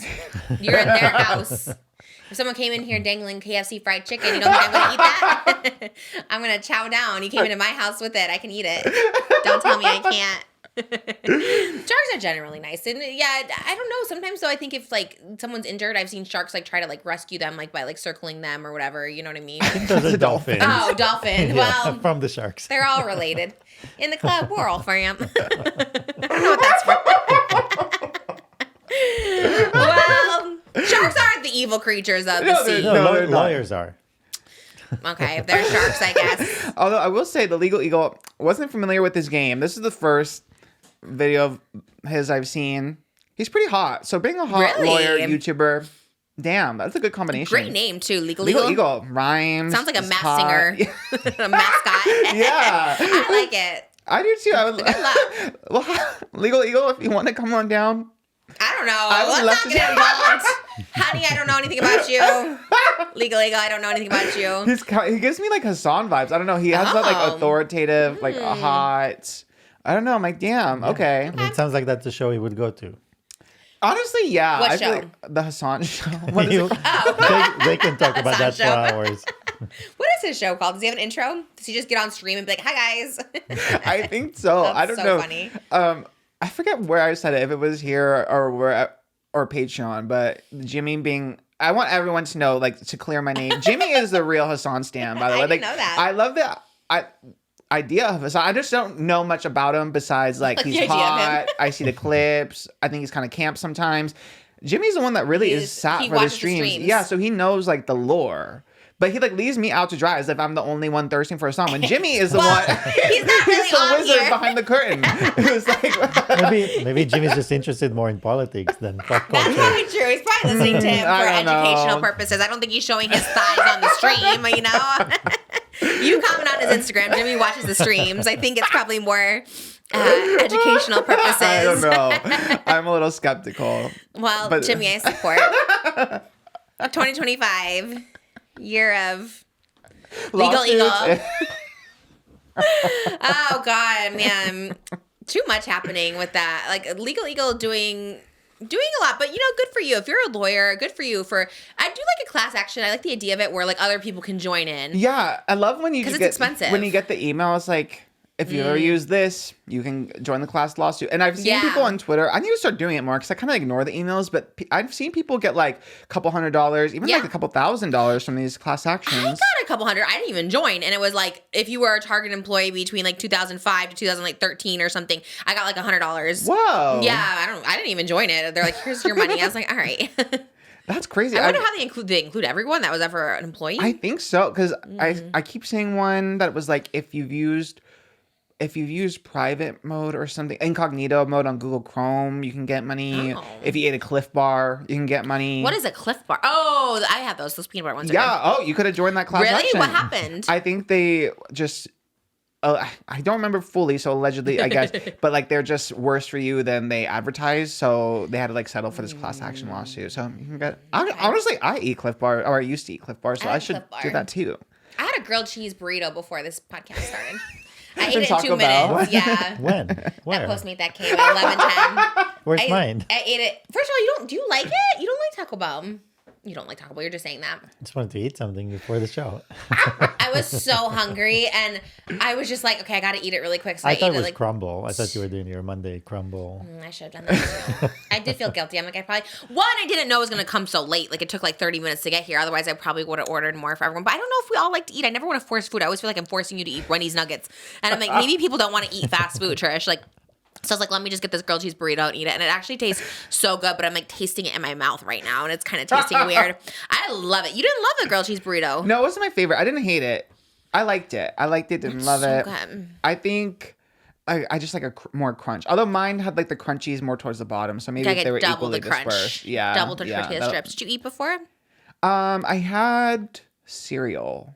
Yeah, I had cereal before. I don't know. I feel like maybe we should figure out healthier options to eat during the podcast because I always feel bad to order fast food. But for some reason, when we do the podcast, I just want fast food. Like I just always want fast food. But no other times do we order it. I don't know. It's just something about Mondays or it's like, I don't know, because we're in this room and it's like a long day. It's like a work day. You just want to come back with I had a Baja Blast. I almost came in with the Baja Blast, but I threw it out. I was like, let me just like hide the evidence because I only had a few sips and I was like, let me just put that there. We listen and we don't judge. Ah, that is a listen and don't judge one. Do you have a listen and don't judge? I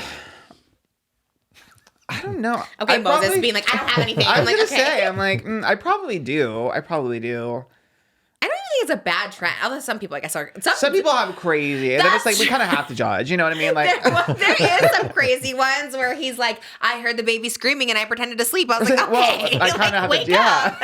Like what? You heard it? And you still didn't go to your baby? Like that's wild. Some people need to not share their entire life on the internet, but. Mine's not too bad. Mine's always the food. If we did that, mine would just be like, I got French fries on the way home. That's always me. I got a Jamba Juice before my nail appointment. You know, like I don't know. I just love. God, that was good though. Grilled cheese burrito's good. And I ate it in full outfit too. I was just like, okay, because it was supposed to come earlier and it just didn't come on time. That's why I was a little late. I did say we were starting late, but then it was another 15 minutes. So I was like, ah, damn it. Next time we'll be on time. Well, it just gave me more time to like catch up on notes and stuff too. Oh, you did? Okay, all yeah. right. That's good. I didn't know. I was doing my merch shoot and then headshot shoot and then just, too many photo projects. Did you eat a lot over the break? We ate a lot. We had a lot of Baskin Robbins. A lot, yeah. Oh, I had a yeah, lot we of talked about this. sweets, yeah. Did you? What were your sweets? Tres leches, flan. Ooh. But From where? The whole thing you brought us. Oh, did you like it? Everything. Oh, Like everything. So And good. I think it's the flan.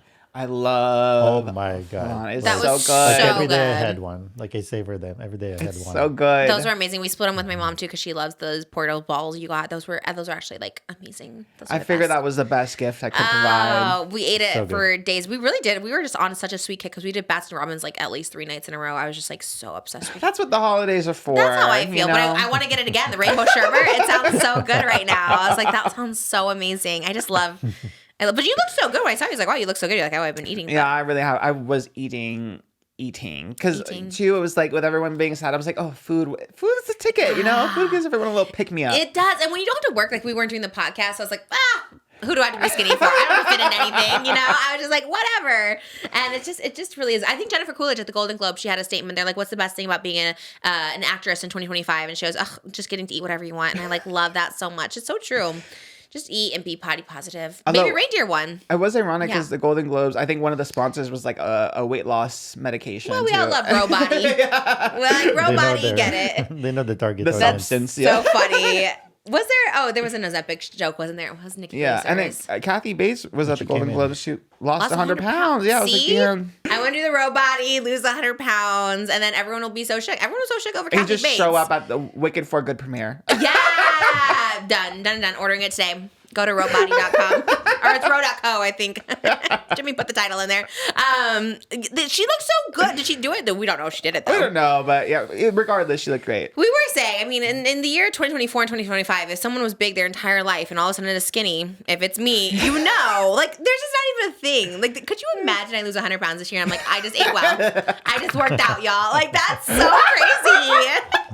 That's what I'm saying. Like, that's so crazy.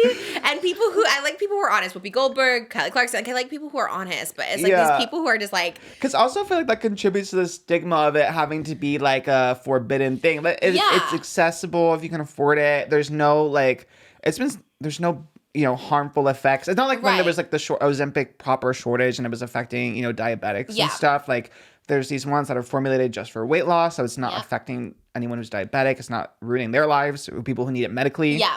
What's the harm, I really? know. Like, and why are people being so shy to talk about it? It's like, you were fat and now you're not. Like, be honest. You know what I mean? and it doesn't take away the work. I feel like that's the big Yeah. thing is if maybe people feel like it takes away the work that they put into it. It doesn't. Like, all because you have the medication. Like, people are still like having to monitor their diets. They're still having to work out. Like it's just something that helps. It's not like an automatic shortcut. Like you take it and then you're hot the next day. Yeah, like, love no. that though. It seems like that. The substance, yeah. Yeah, it seems like that with a lot of people. I know there was like, I feel like, Demi Moore was asking people, she was like flipping it on interviews. She was asking people like, would you take the substance? I think I would. I don't know the down part of it though. I just know you get hot, right? I guess I don't know that either. Like you switch a week on, week off with your hot self. Are you feeling the hot body? Is that you? Like I'm in the hot body? Or are you, I do see that one like meme where she's like looking ugly and she's like, stirring the pot, and then Margaret Qualley's looking hot on like the Tonight Show and she's like, right. So are you, that's why I'm confused. Are you like miserable a week? Yeah. Are you the old person being miserable watching the hot person, or are you the hot person too? Maybe we should, I don't know. I really want to, maybe I should just watch a video explaining it so I know what's going on. But I think I would take it. Would you? No. I'll take Roe, but I don't know if I want to take, the substance sounds scary. Yeah, that's true. I do see they mutate at some point or something, I think. I saw the one with like the boobs all saggy and crusty, and I'm like, I don't know about all that. Yeah, I don't know. But I feel like someone could sell it to me pretty quickly, I think. Like, for sure. Yeah, if someone was like, you'd be really hot, I'd be like, okay. Would you take a potion to be really hot, but you could never die? You stay the age you are now. Dang, that is hard. But you can be your hottest version. Forever? That's hot forever. Like, like forever, you and the Trish talk as the vampire. That was a good one. Check it out, episode 5. Trish talks, the Twilight theme. Yeah. That's a good question. I don't know. Because it basically would be like Edward Cullen, right? Yeah. Mm-hmm. I don't think so. I don't think I'd want to live forever. Yeah. And just be hot. I don't know. I feel like I would get bored after a while. I mean, I guess I'd have to find my Bella at some point. Or like, was there a gay vampire in Twilight? No. I'm sure there was. I'm sure there was gay vampire somewhere in there, right? Yeah. Well, Death Becomes Her, I think the girl best friends just stay together forever because they both take the potion. So they're just together That's kind of cute, yeah. Yeah. And then they try to make the husband take the potion because he's a plastic surgeon, because your face starts peeling off and stuff. So then you have to get a plastic surgeon to like fix you and stuff like that. So they try to give it to the guy. They try to kill him so he could take the potion forever, but I don't think he did. I don't know. I saw the musical. I didn't see the show, but something. I think that's the plot of Death Becomes Her, is like you never can die, but you're always hot. That's a hard trade-off. Because I don't know if I'd also want to live forever. Because I'm like, I feel like I get just tired and over everything. Yeah, like there is something like later, way on in life, just like peacefully, just once you've lived a full life, yeah. What's the song? Is it I Don't Want to Live Forever, or is it I Want to Live Forever? I don't want to live. That's the Taylor Swift song. I don't want to live. It's a Bon Jovi song. Oh, which one? I don't want to live forever. It's Taylor Swift and Zayn. What? The song for 50 Shades of Grey or 50 Shades Darker. What? Taylor Swift is in a 50 Shades of Grey No, song? she just has a song. She does? She has That's a song wild. for the movie. That's like not on brand for her. That's so weird. Okay. And what does it go? Say it. We'll sing it one more time. I don't want to live forever. Doesn't it sound like a Bon Jovi song? Until you come back home. Taylor Swift and Zayn. What? There's one that's like, I want to live forever. Is it I Don't Want to Live or I Want to Live? I don't want to live forever. No one to be in the crowd. It's my life. Thank you. I was like, oh my God, if you don't know. I was like, wait, I know the Glee version. I'm dead. The Glee version always eats. I'm not going to lie. I'm sure they did a better job than Bon Jovi for sure. Wait, is that the right lyrics? I don't want to. It's either I want to live forever or I don't want to live forever. See, he doesn't want to live forever. Nobody wants to. Taylor Swift. I ain't gonna live forever. I ain't gonna. But Taylor Swift says, I don't want to live forever. I don't want to live forever. Why doesn't she want to live forever? Maybe she is right now a vampire. She does look good. I mean, she does look like she's 18. It is actually wild. I love you, Taylor Swift. Please don't sue me over my tour poster.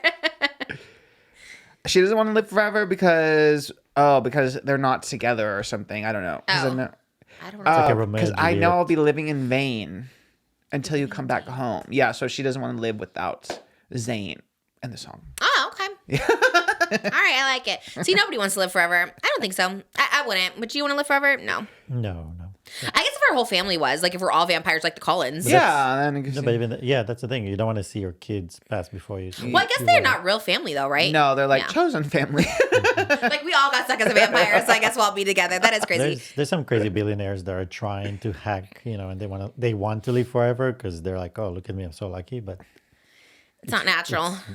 It's awful. I mean, well, you never lived forever. You don't know. Maybe it's great. No, the idea of never, because you need change. You need generations to come and go, so there'll be change. I like getting older.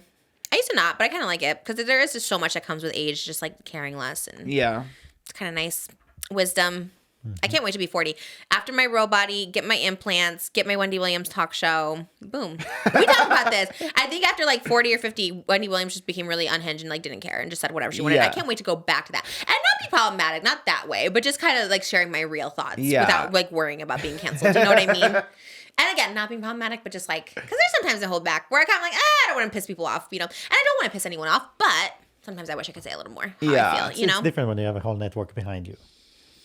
Yeah, exactly. I guess you could get canceled, but if you have that 10-year contract, cancel me. You still gotta pay me, you know what I mean? So get that contract first. And because I would go up, and it's mostly on people like Mr. Beast and David Dobrik. I would go a little harder, you know? Yeah. Now I'm kind of like, well, I don't know. They got a lot of money, so let me just chill. But yeah, once we're shows on Amazon, maybe we'll be on Amazon. Maybe they'll pick us up. For 100 million. Trish games. Yes. That's great. I think that's better.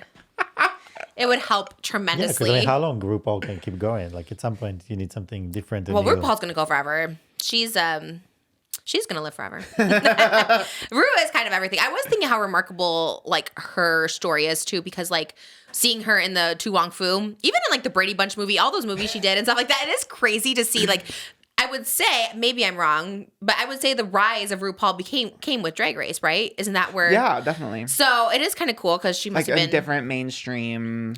Yeah. really mainstream, and I think drag queens in general, because again, I wasn't even familiar with like the drag scene that much. I know it was on for a long time, but I really do think Drag Race makes it so much more mainstream. And I mean, like even the contestants on the show, like they're all so young, and they like So their young. first knowledge of drag was a lot of them from Drag Race. yes, So yeah, and that's cool. I like that, and that's cool that like Ru at like I don't know, probably 50 or something got the 60. I don't know how old she is, but like got that break at that age, which is like pretty cool. Not a break. I know she's always been popular, but mainstream success. I'm still holding out.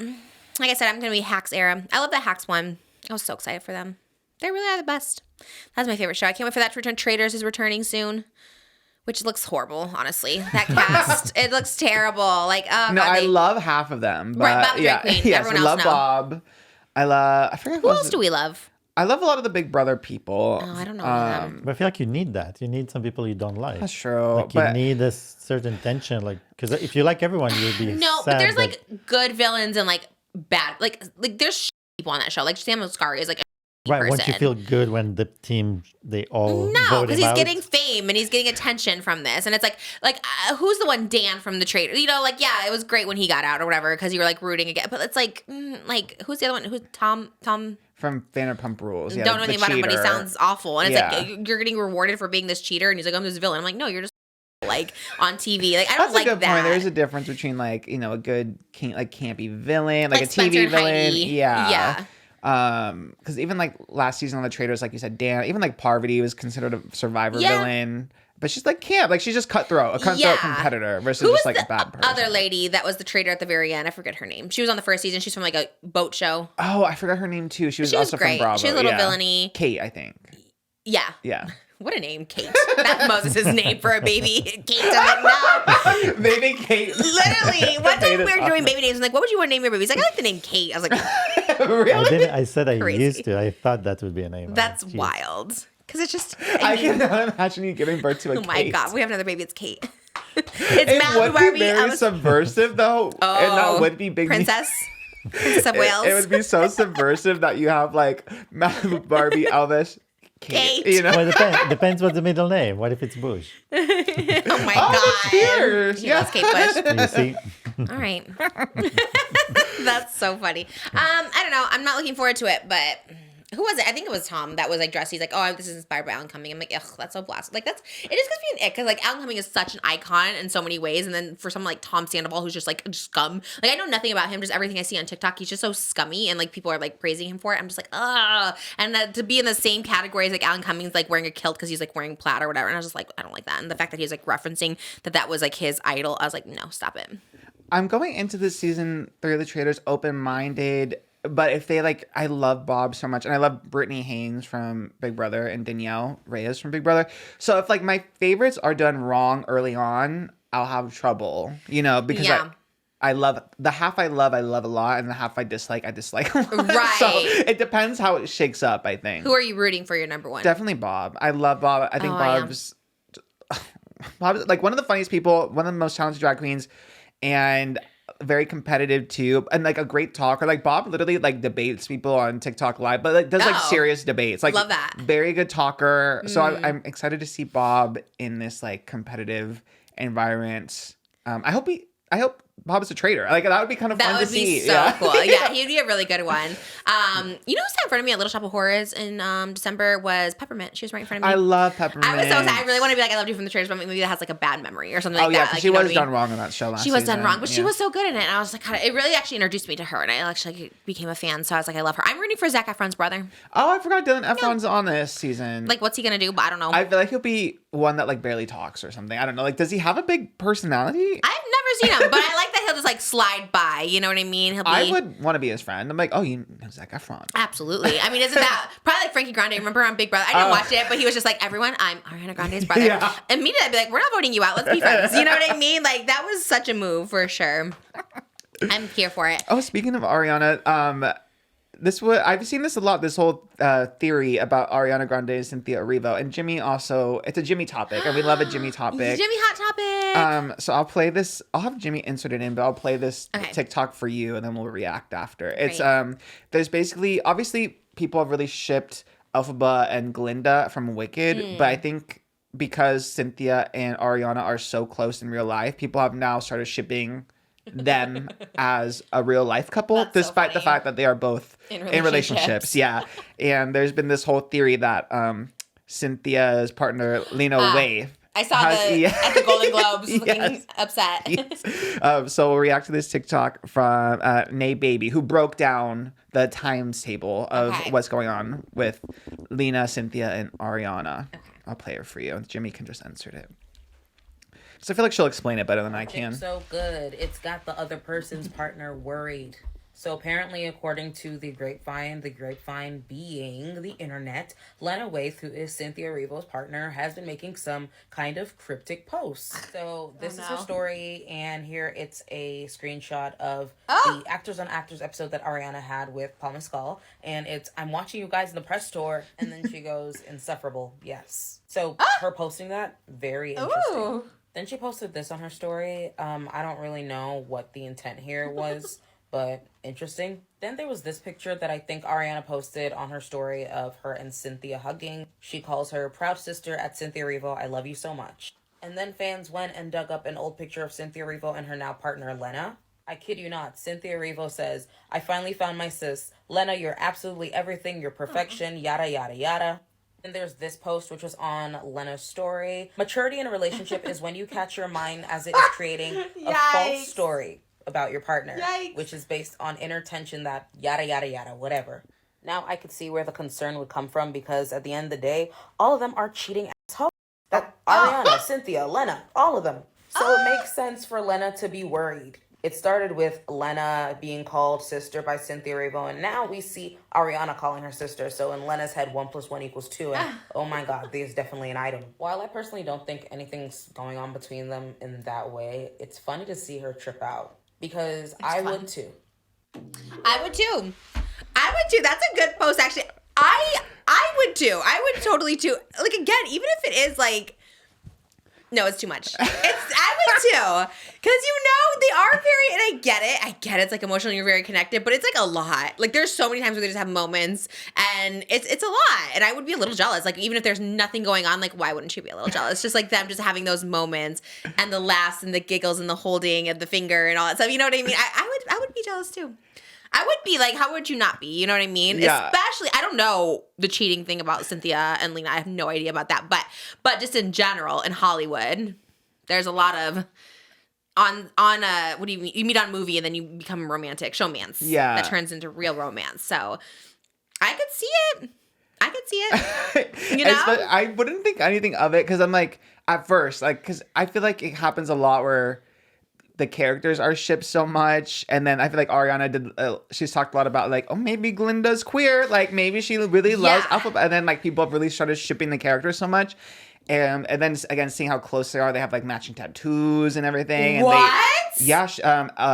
Ariana has an E for Elphaba, and Cynthia has a G for Glinda. Absolutely not. I'd be like, get your finger off my finger. But it's also like Grande and Erivo. like their last names. Oh my god, that's too much. I think that's but too they have a lot much. of matching tattoos.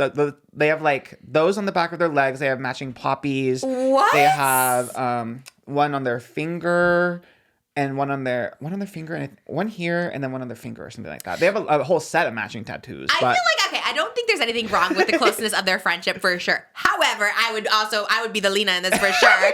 Cryptic tweeting is because it's like, that is wild. You would be. For sure. I'd be like, wait, you called her sis and now I'm sis and that you're what? Because I you know. already love sharing a little quote on your Instagram story, so I can see Yeah. you. I mean, the fact that she's even sharing it, you know, she's even more bothered because it's like you have to be so bothered to like share it. Like, there's stuff that I'm like, okay, sometimes I want to cryptic, but I'm like, no, people will like read into it, whatever. But that's like you want people to know, you want your partner to know, you want the partner's best friend to know. Like, I don't think there's anything wrong with their relationship, but I would be the Lena for sure. I would feel a little bit slighted, a little intimidated, maybe even two. Do you know what I mean? Like, Oh my god. maybe that was her little shield for the whole thing. It is so. I don't know. I never thought about it, but then I've seen this more and more. Like Yeah, I didn't either. the shipping of Ariana and Cynthia, like individually. Their friendship and like sisterhood is so cute. And Yeah. I guess some people have said, like, I think Ariana has been straight, but then some of her like the Arianators say that she has been queer or something. I don't know. So Interesting. but Sometimes you don't know until you meet the person too. true, yeah. Honestly, I feel like that happens like a lot. Sometimes you like a person you fall in love with. Yeah. She gives me more Pan vibes. I think like Lena doing all that, like all the posts, like there's somewhere I feel like you could see him and be like, like people are looking too much into it. These are so specific. Like, Yeah, no, if you're creating scenarios about your partner and your like, that's so specific. that one is real. That one's so real. The meme thing is crazy. So the insufferable yes, is that what she actually said in the interview? Yeah, like she cut off she Paul said- Mescal. It's like Paul Mescal's like, I've been watching you guys have been on the press tour. She's like, insufferable, yes. Like she's interrupted him to okay, say got it, that. got it. Yeah, That's so as like a funny. joke, but What is it? Just kidding. I love it. I'm always like, I was asking Oscar the other day, I was like, why are they still on a press tour? Like, they're going to be on a press tour until they win the Oscar. And I was like, oh, T, come on, just I would love both of them on here. Or one, or both. I'll take either. Any. Anybody. I'll take Dr. I'll take Dillerman. Baby Nessa Rose. I love Baby Nessa Baby Rose. Nessa Rose, though. But she's the hard get now because she is She's everywhere. everywhere. She's the it girl. She's on the red carpet. She is so cute. She was the star. She was the breakout star for sure of that movie. Yeah. I love her. I would take her. Yeah. Come on here, Baby Nessa Rose. Yeah, but because they do a lot of press. I mean, and they're so impassioned too. Like, I feel like they don't give a bad interview because they like love what they do so much. But They're so likable. It is wild because I mean, they will have to take a break after the Oscars because I think it's that cycle of you want to be missed, right? Yes. And then they know they have such a big press tour for Wicked for Good. They should just never stop. They should just go all the way through. Just keep going. I would love because I love every interview. Like, Yeah. I think is fun. It makes me happy. Yes. I know, it does make me happy. They always seem excited and full of joy and all that stuff. I like it.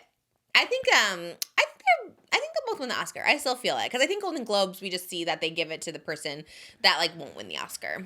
In the past, we've seen that. You know what I mean? Yeah, I'm still rooting. I think everyone's saying that like out of everything that probably Ariana has the best chance because supporting is a little bit like out of the supporting nominations, she probably has the best chance because the leading actress would probably be the most competitive.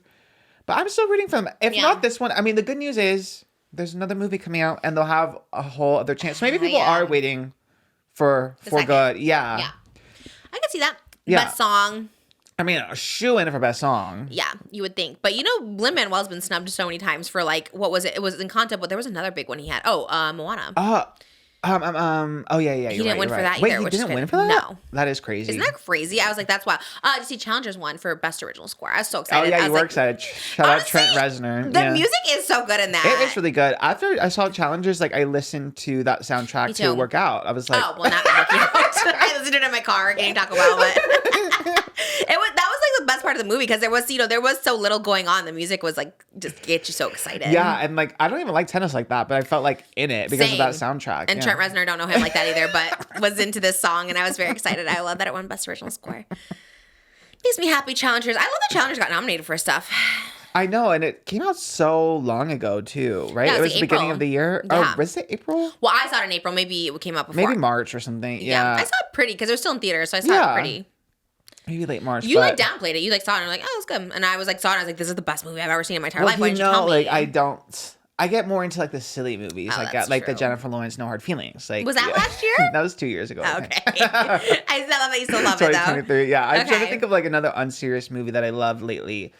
What did I see that I like? I really Goofy loved. movie? I'm trying to think if we've seen To Wong Fu, Thanks for Everything. I don't know if we've came seen. I love watching old movies.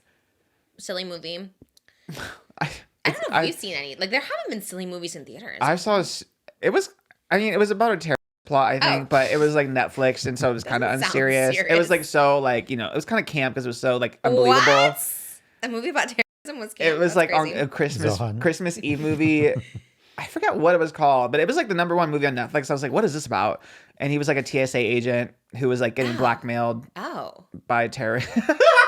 I mean, On Christmas that's camp, Eve. 'cause It it's was I like saw camp. the promo TSA. for it. Yeah, I saw the promo. You for saw it. it? Yeah, it was big. It was all over Netflix. Weren't you a TSA agent? Kind of. Parallel to that. Yeah, he worked at the airport. That's a hard job. I don't, especially seeing this guy because he was trying to get a promotion. They made him be like the little machine. Everyone's yelling at you on Christmas Eve. I was yeah. like, damn, that seems like a hard job. My mom worked at the airport too for a couple of years, and even now, Alex, it's worse because you don't even get to park at the airport. You have to like park in Yeah, like a get different shuttled. lot. Yeah, it's, too much. you have to go at like 3 a.m. It was crazy. But shout out to LAX. We Shout out airports. Shout out airports, keeping people safe for the most part.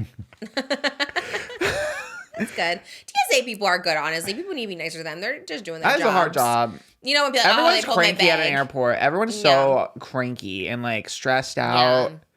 But not me. Last time I traveled, well, I haven't traveled in like years, but then the first time I traveled was like New York in December. I kind of lived for it. I love like getting chips. I love getting magazines. I love just like sitting. Panda Express is open at like 8 a.m. Wait, really? Yeah, when I What went to terminal? Hawaii, I had Panda Express for like breakfast. Oh, in the international, you said, right? Oh yeah, yeah. That is a good one. Well, I think I ate there once when we went to the Maldives. I think I had the Panda Express before we went. We got you rice. Love rice. So good. There used to be a PF. Well, you said it's open, but the PF Chang's wasn't open when I went there. Oh, the one at the top. I swear it was open. Maybe I misremembered though, but But also maybe I just wasn't open when I was there because I loved that PF Chang's. I was like, ooh, PF Chang's at the airport, my favorite. When are we gonna do our Maggiano's Patreon? oh, we do have to do that. That's special eating at Maggiano's And we just, only if they let us bring the lights. We're like, hope they let us bring the because lights it is and the dark tripod. in there. It's candle lit. Yeah. Yeah, it's a lot. Funny though. I do love our eating videos. They're so fun. They're so good. All the Devil Amongst Us came out over a break. I think people saw that everyone's taking a break and they're like, this is our time to sneak back in. We have Casey. First of all, which one? Who is the real Devil Amongst Us? Casey Neistat, Cody Ko, Justin Baldoni. That's hard to choose. That is really hard to do. Can I say we're still watching Doing the Virgin because we haven't finished it yet. We're like on episode like season 5. It does give you a different perspective watching that show now. Kind of like everything he does because I used to love his character Raphael on the show. Now I'm kind of like he's giving me the ick. I don't like this. You know what I mean? It does change your perspective on someone when you hear something. I'm not saying I'm picking sides. There's too much to go through, but it is weird how like that happens. Yeah, where- it was crazy because that came out. The New York Times article came out from Blake Lively's, I guess, perspective was on December 21st, and I was gagged because guess who was the only person working Entertainment Tonight on December 21st at 6 a.m. You're in the office at 6 a.m. I was working from home. It was a Saturday. I'm literally like, it's like me and one other person who are like on the clock basically.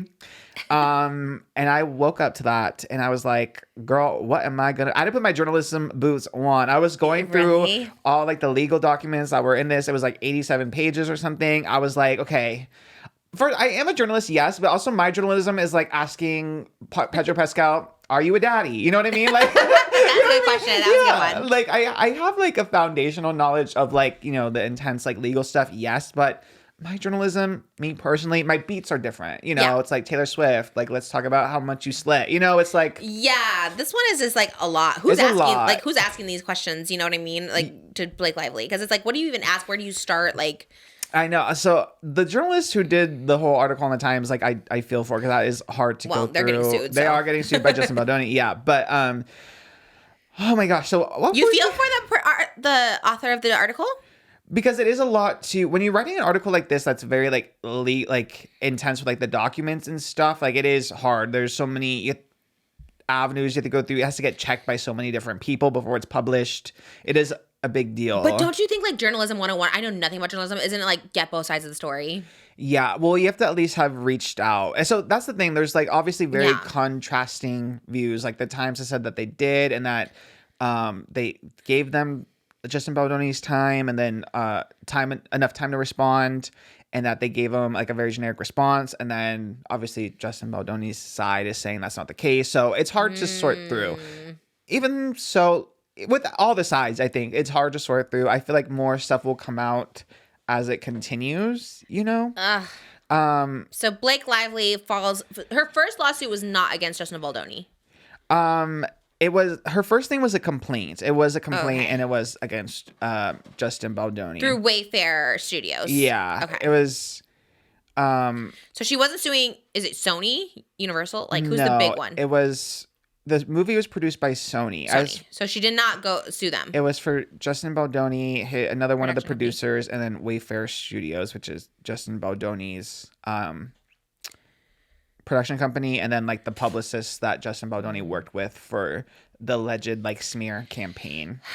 I'll list some of the major notes from it like quickly. So Blake's suit made a series of allegations against Justin and his producer Jamie Heath on It Ends With Us, including claims that Justin attempted to destroy Blake's reputation with a social manipulation campaign, and that his alleged behavior caused Blake severe emotional distress. The suit alleged that the claims were addressed multiple times while filming was underway, during a meeting with a lot of people that worked on the film, including Ryan Reynolds.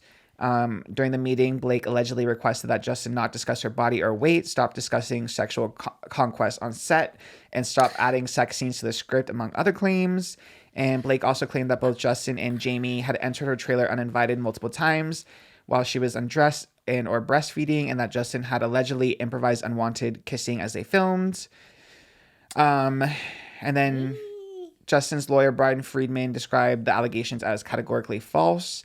And now Justin and several other plaintiffs, including his publicist, Melissa Nathan and Jennifer Abel, filed a $250 million lawsuit against the New York Times for relying, quote unquote, almost entirely on Blake's quote unquote unverified and self-serving narrative and omitting evidence from the article. And Justin and his camp are suing for libel, false light, invasion of privacy, promissory fraud, and breach of implied in fact contract. When Blake filed hers, I was definitely like, oh my God. Like, I was definitely like, damn, like, we all kind of like Blake, and I felt like really bad for her. Because they're so specific, her allegations, they're so specific. Like, how could you make them up? But on the same flip side, I'm like, how could anyone talk about that on set? When she's like, oh, it was promised he would stop talking about conquest on set. Like, what does that even mean? Like, he's just talking about women he slept with? Like, that's so random. I don't know. Like, I'm so torn because I'm like, well, damn, like, that's very specific that her just make that up. But on the other hand, like, he's the director and he's just talking about like taking advantage of women on a movie like this. Like, I know it's so hard to sort through everything because, okay, like obviously with like Blake's side, all these different like screenshots of text conversations and stuff were published. And then with Justin's lawsuit, another 87 pages of text messages were published. So the thing with Blake's is that like how the texts were like extracted, like it loses like emojis and stuff. So then there's screenshots from Justin because they're actual screenshots, not like data that's pooled. They have like there's stuff that has like upside down smiley face where the publicists were saying like, oh, we did this, we're taking her down, and there was an upside down smiley face. So they're Justin's evidence like highlighting that and like this wasn't included. So this obviously implies that it was sarcasm. So it is very like yeah, damn. tit for tat as far as like the screenshot and evidence. I think is from reading the documents that from Justin's side, I think he was saying that like when they were filming like a sex scene, they were having a conversation about how to do it. There's one example that Justin included where Blake was like, oh, I'd be so embarrassed if the guy I was with didn't orgasm or something, because they were having like a debate about if the sex scene should be just finished when Lily orgasms or if like whatever his character has to orgasm. Oh. And she was like, I would be embarrassed if that happened. And then he started talking about his personal experience. Oh, so okay, weird That's conversation. yeah, it's a weird conversation. So it's that kind of stuff that like is being argued as far as like contextual.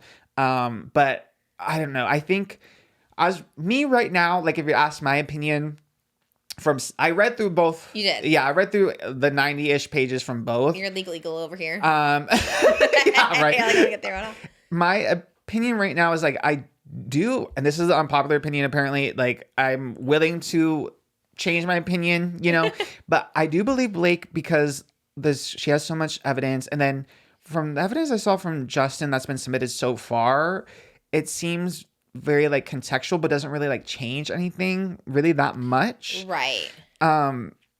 So there's I feel like it's trying to make it seem like, oh, contextually, like it wasn't as bad as she's making it seem to be, but you're still kind of doing the behavior. Yeah. Like one example was, Blake claimed that her, Justin's producer that she also named in her suit, like showed her, corn, and she's like, wild. Like what? And then in Justin's evidence, like it wasn't corn, it was a video of me and my wife's like water birth.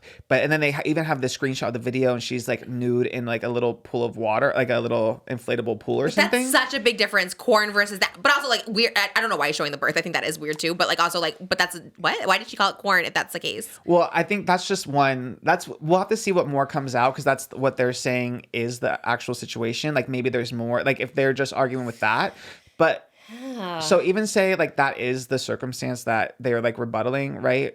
Even that is still bad. Like that is still like not good to show. Showing the water birth? Yeah, like because you're on what, and they were trying to allegedly convince her to film the birthing scene nude, and they were like, look, like my wife did it. It's just, I mean, it's just so hard. I mean, not to say I don't believe her. It's just such a wild thing. Like that's so wild. Like, oh, you should do this. Look at my wife doing it. Like, it's just, I can't even, again, I'm not like saying she's like lying, but it's just like, God, I've been around the most like creepy, weirdest people and I've never had that happen. But like, maybe, I guess, but that isn't an artistic thing where you're like trying to show what it can look like. I don't know. It's so hard. I kind of am with you. I kind of am more team Blake on this, I think in general. Cause I think we were talking about this a little bit on the Patreon. Like, I think she's very dislikable. She's like a dislikable person. Like, but I can relate to this, right? Gabbie, Hannah probably can too. When you're already disliked, it's so easy to be like, it's happened to me so many times. Like even with the Colleen thing, where it's like clearly like what she did to me was like effed up. But then people will be like, yeah, but Trisha also did this, this, and this. They bring up all the other stuff. Yes, her press tour was awful. And she's like very distasteful in interviews. She's not likable. Like all of that. But if all this is true, the stuff she's saying about Justin Baldoni, like it's actually so wild, it's almost unbelievable. But like it could very well be the truth. Like you said, there's so many receipts. Like how could it not be the truth? But it's like so unimaginable, all that stuff. So it's just like, if she did endure that too, two things can be, true. She can be like annoying, which I think a lot of us agree that she is. But also, this is wild that this happened to her. You know what I mean? I don't know. I'm very, I'm a little bit team Blake too, in the sense that there is so much like text, and yes, an upside down smiley face. Does it change the context? Maybe, but it does go back to that thing where it's like, well, I was just joking. I think that happens so much. It happens with me a lot, where it's like, oh, remember you said this thing about Trish? And like, well, yeah, but that was a joke. It's like there was an upside down smiley face. I'm like, yeah, but there's probably some like real truthness in there. I want to know how she got the text messages. I feel like I've been part of smear campaigns in the past. Like people have definitely been like talking to people, trying to like whatever. And first of all, like weird, you have so much time on your hands. But it's like, how do you get that information? Those text messages. They were like extracted. One of the publicists that Justin was working with, I'm paraphrasing very loosely, but like one of the publicists that Justin was working with left the company that she was at, and then was doing like her own thing, and then turned in her company phone. And then the texts were like extracted from that company phone. By who? Like, because there's like, when you submit like something, like you can submit a device, and then you can get, even if you like erase the phone, whatever, like they can still, it's still on the cloud. Yeah, it's still. But the company owns like all your emails. The company owns all your email, all your communications. And I think she specifically left to stay with Justin. Yes. She's his personal PR. You know what I mean? So she left the company to... Has it been proven then that was like a smear campaign where they were like, let's take her down? Or no, that's not proven? That's what's being argued right now, because that's what Blake is claiming. But then Justin has, in the evidence that was in the suit against the Times, they're saying that all of that was sarcastic, because like the upside down smiley, they're saying that like, no, we didn't do it. Like we were joking about how everyone already dislikes her without us even having to do anything. But again, for both sides, right? You can say that there's screenshots or texts that are like kind of cherry picked, because then what are the texts like before? Like, yes, you're saying all this now, but what was your strategy? The texts that were strategizing before all that? You know what I mean? Like before people already Yeah. started disliking her, were you already working towards like building a campaign against her? And I think even we talked about it here when Justin hired like the Johnny Depp's team. The PR crisis. And even like taking out the politicalness of that trial, whatever, at the end of the day, it was proven that his team used bots to like really sway social media favor against Amber Heard. Like that part was proven. Like part was proven. So even just knowing that, like, and how successful that was, I was like, oh, not to say everyone who uses Johnny Depp's team is like in the wrong, but just that strategy of like it was proven that the bots were used successfully to like sway public opinion against Amber Heard. So I feel like that should be like the least concerned in this lawsuit, because I feel like the stuff about the core, the talking about like sexual conquest, like I feel like that's more like harassment that should be like more studied, because I think like smear campaign, I think that's where it gets lost, where people are like, no, Blake, we already hated you. That's tea, you know what I mean? So it's like it's kind of hard to pin that, because she did use it to promote her hair care products, which is like wild. And was there something what she said where she was only allowed to talk about the fashion or something? She couldn't talk about anything else? She says she was contractually obligated, or she claims she was contractually obligated to market the film or promote the film as like a girls' night out film versus like a DV film. Is there any proof of that? I don't know. Well, Sony is siding with her, and Sony would be involved in that. So we'll see if that comes out. Justin has claimed that that's not true.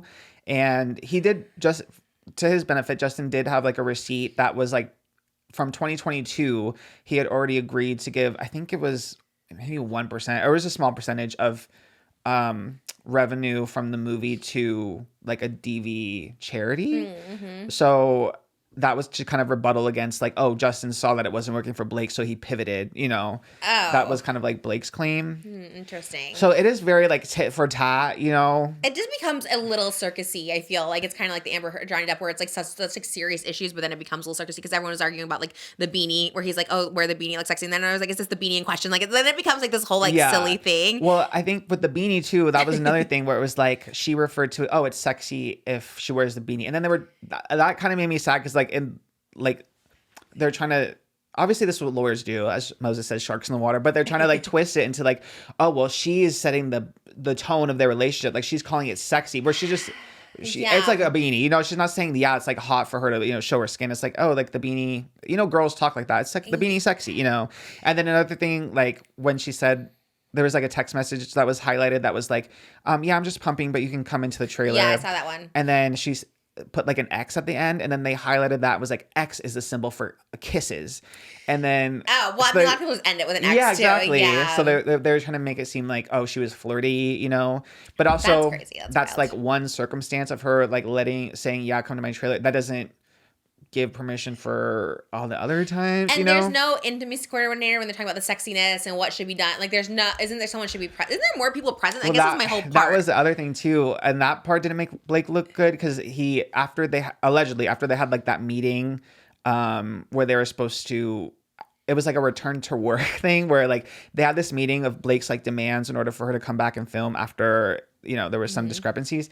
And part of that was the intimacy coordinator, but then Justin claims that Blake didn't want to meet with the intimacy coordinator, so Justin was meeting with them alone and then relaying the information secondhand. Because she didn't want to meet with them. Yeah. She's like, no, I'm good or something like that. So that's what Justin is claiming. I mean, that's kind of wild too. Because I think there was another interview I saw of Blake Lively where she's like, oh, like I was the intimacy coordinator or something. And it was just like, I feel like on these movies I think it was recently too, I think, was it Mikey Madison, is that her name? Where she was talking about it and it's like, oh, we didn't need one. We both felt comfortable like not to have one. But it's like a lot of people were saying it's for the people like around them. You know what I mean? Like extras, producers, like for this stuff not to happen. Like you could be totally fine in the moment and be cool, but it's like I still think like they probably are really needed. I think they get a lot of like, you know, I don't know, a lot of jokes about intimacy coordinators, but they're probably needed for this situation because like why is no one else around? It's like the Rebel Wilson up the butt fingers to Sacha Baron Cohen. It's like, was no one else around to like witness this? Because it's such a weird conversation for like two people.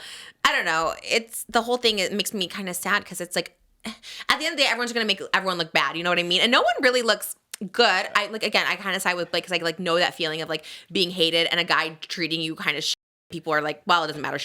We hate her. You know what I mean? So I do feel for her. The Justin Baldoni defense of like the smiley face, that to me sounds like bullshit. It's like, okay, but you like, I don't know, it's tough. I know it is tough. And then there is stuff where like they have like this. Justin also submitted like screenshots of how like Blake took control and like wanted her own cut and stuff. And but like where does that fall in line with like what she allegedly like went through? I don't know. But also that's like, what I'm saying. It gets mixed up because I just saw that too, where he's like, I didn't get the final edit and like all this stuff like that. And he's like, what director doesn't get a final edit? And yeah, that's like fucked up. But again, it's kind of two separate things. I think harassment is like so serious and such like a thing that gets like overlooked in Hollywood. So I was just like, to me, that should be the more focus if that really was happening, which I believe. But I don't know. Yeah, and I don't know. Again, a lot of it will, my opinion, very much could shift as things come out. Like I'm not, sure. Like don't right clip now, this. Yeah. We saw a clip of me being like Team Justin, and everyone thought it was like recent. I was like, guys, this is from like 3 months ago. Okay, so it's like it changes as more information comes out. You know. But then like, is there even like a winner? You know, it's kind of like the Amber Heard Johnny Depp. Like both of them like did so much things, and it's like, is there really a winner? Because you like everyone's I guess it's just what's worse, you know what I mean? It's just like there's a lot of levels of badness happening, and we'll see. Like I do think it says a lot that like obviously, I think before I was even like, oh well, obviously like the whole cast would want to be like Team Blake, but then I guess because she's Blake Lively, Ryan Reynolds, like they're so like powerful, but then there's also claims about like the younger Lily in the movie is played by Isabella Ferrer. Blake claims that Baldoni told her about the scene that like when she films the scene where she loses her virginity. He like was like, oh yeah, that was really hot. And that made her uncomfortable, and that's why she was very. So it's not like Blake allegedly wasn't the only person that was uncomfortable by Justin Baldoni. So okay, so there's other claims. Yeah, and that also goes with. That's why I like tend to lean more to that side, because it's like if there's like multiple people and it's like now knowing that, it's like, okay, it makes sense why like Brandon Sklenar, who was Atlas, also has supported her. Obviously Jenny Slate, obviously again Colleen Hoover, Sony has also like so many people have sided with her that it's like, I don't know. And it's also the whole argument of like the lengths that a woman has to go to like prove that she was harassed. Like people are more upset about her claiming she was harassed than the idea of than being mad at the man for potentially harassing her. Because that is like a very like real thing, and I feel like it's an old school thing of people being like, oh, that was so hot, and maybe not meaning malice, but it's still like a problem and an issue in today's in like the world that we live in, and as it should be. So I think it's like, I don't know. It to me it sounds believable, you know, people being like, oh, that was like so hot, when it's like an inappropriate thing to say, but he's older, he's in his 40s, he maybe thinks still old school, like it's giving a compliment or something.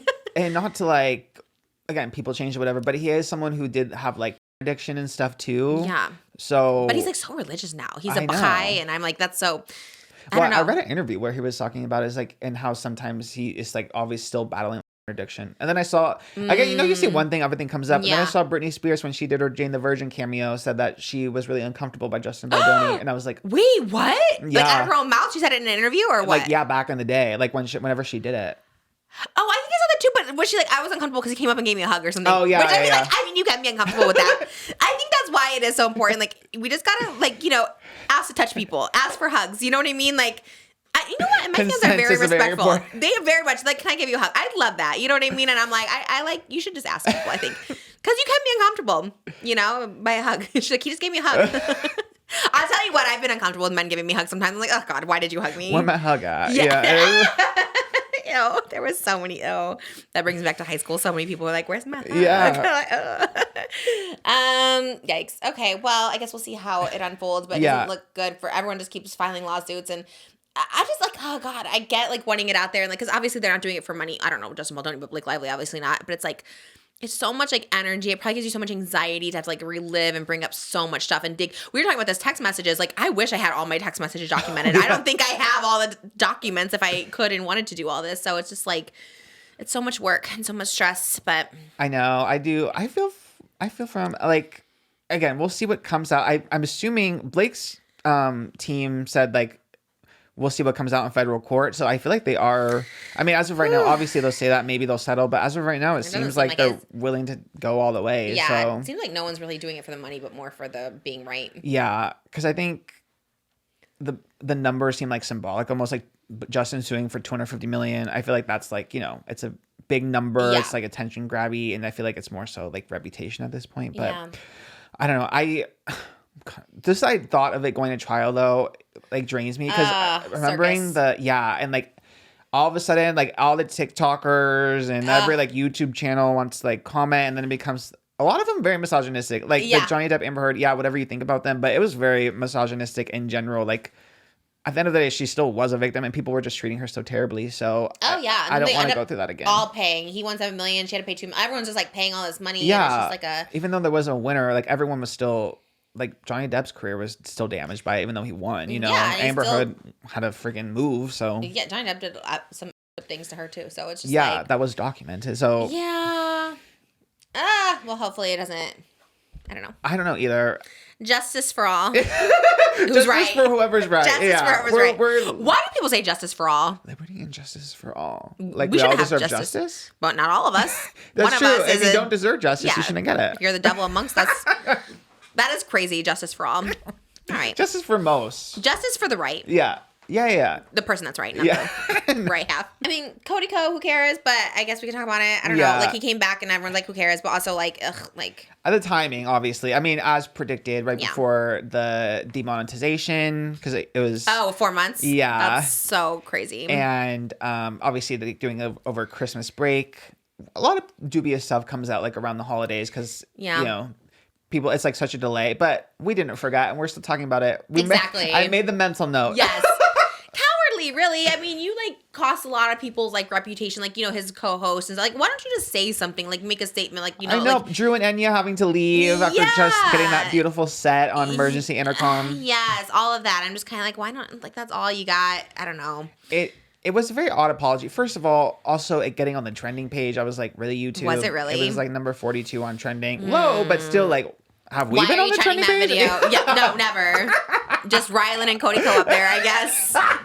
Never us. Never Just Trish. Who is Trent? I know, but that's like always known to be fake, right? They just randomly pick videos to put up there. Yeah, I'm like 90% sure. Because like, did it get a lot of views? I don't feel like, no. What was it on his like 5th channel? It was Cody Ko Trains. Very David Dobrik when he does an apology. He's like, let me go on the like least amount of subscribed channel. It was like the YouTuber apology like checklist. Like, let me do it on my least subscribed channel. I'm gonna put it on my iPhone Trisha page when I do my next apology. Wait, you have it? I have an iPhone Trisha page from 2013. I'm gonna find that login and enter it. That's so funny. Oh, Cody Trains. Let me see. Oh, it has 388K. That's what I'm saying. Like, that's not trending. That's like been out for 2 weeks. I know. That's crazy. He posted 3 hours ago. He's really. Oh, he's on the comeback. He's on the Colleen really comeback. On the comeback train. The toxic gossip Cody train. Gotta react to that. Yeah, for the 1 year anniversary. But yeah, it is funny. What did he say? He was like, I know I've been away, but like making content and vlogging, it's just like in my blood. It's in my DNA. I have to do it. I was like, do you? No, you don't. Is there anything else you could DJ possibly? at Encore where we don't have to see you? That's probably the better route. You cost so many people like your partner's job at the Justin Baldoni's partner quit the podcast too. Oh, the yeah. co-host. So that says a lot. Anyways, I know we moved on from that. But that's what I'm saying. Like, you cost someone, like, you know, that's their livelihood too, you know? It's like, and you can't be like, I'm sorry. Hopefully you did something for him, but it's like, that's pretty wild. And all the other employees too that work at that Tiny Meat Gang company, whatever. Yeah. But it was like so odd. It was like literally 1 minute tacked at the end of the 21-minute and 31-second video, and it was pretty much like, yeah, like I know your opinions might have changed about me. I get it, and it was almost like like forgiving the viewers who now don't like him. That's how it came across. Yeah. It was like as if he was like, I forgive you if you don't like if you see me differently. But it's like he didn't say I forgive you. No, did he? but that was the vibe. You know, like yeah. he didn't acknowledge. He talked about it without talking about it. Didn't acknowledge. No accountability. It was all very odd. But I do think, like, even seeing the 388,000 on, I mean, it's Cody Train's channel, so no one like watches it. But I'm just in general, I think it's not as impactful. Like, it's not like a 12 million view comeback. You know what I mean? So maybe people just like are less interested. Maybe like, you know what I mean? Just in general. Yeah, I think so. I mean, this one got a lot of views, I think, because it was the first one. Obviously, like the apology was in there, but his second vlog got 80K. So that's like a big drop. People, yeah. I think the ultimate, I think cancellation is the wrong word, but like, yeah, when you're not taking accountability, people kind of just get like over it because it's not even like they're upset anymore. It's kind of just like, okay, this person's kind of like a person and like we're just gonna unfollow them. I mean, it happens. I don't know. I think people are kind of just over it, which is the ultimate cancellation. I think too, with Cody's brand, he was that like, it was very. he was feminist in like the light way where he would like dunk on like the misogynistic guys, you know, that was his whole thing. It was like he kind of seemed like the girls guy almost, like he would talk like. It's very parallel to Justin Baldoni. Yeah, honestly. I mean, maybe we need to watch out for those feminists out there. The straight men who like to pretend that they're the allies. Because I didn't even know how much like he would lean into like the male feminist, you know, like trying to like ally, champion women. And then all this comes out. You're kind of like, are they kind of just like, you know, wolves in sheep clothing? You know what I mean? Where it's kind of like, I've always felt that way about people who are a little too gung-ho. You know what? And not to say you can be. It turns out I'm homophobic at the end of the day.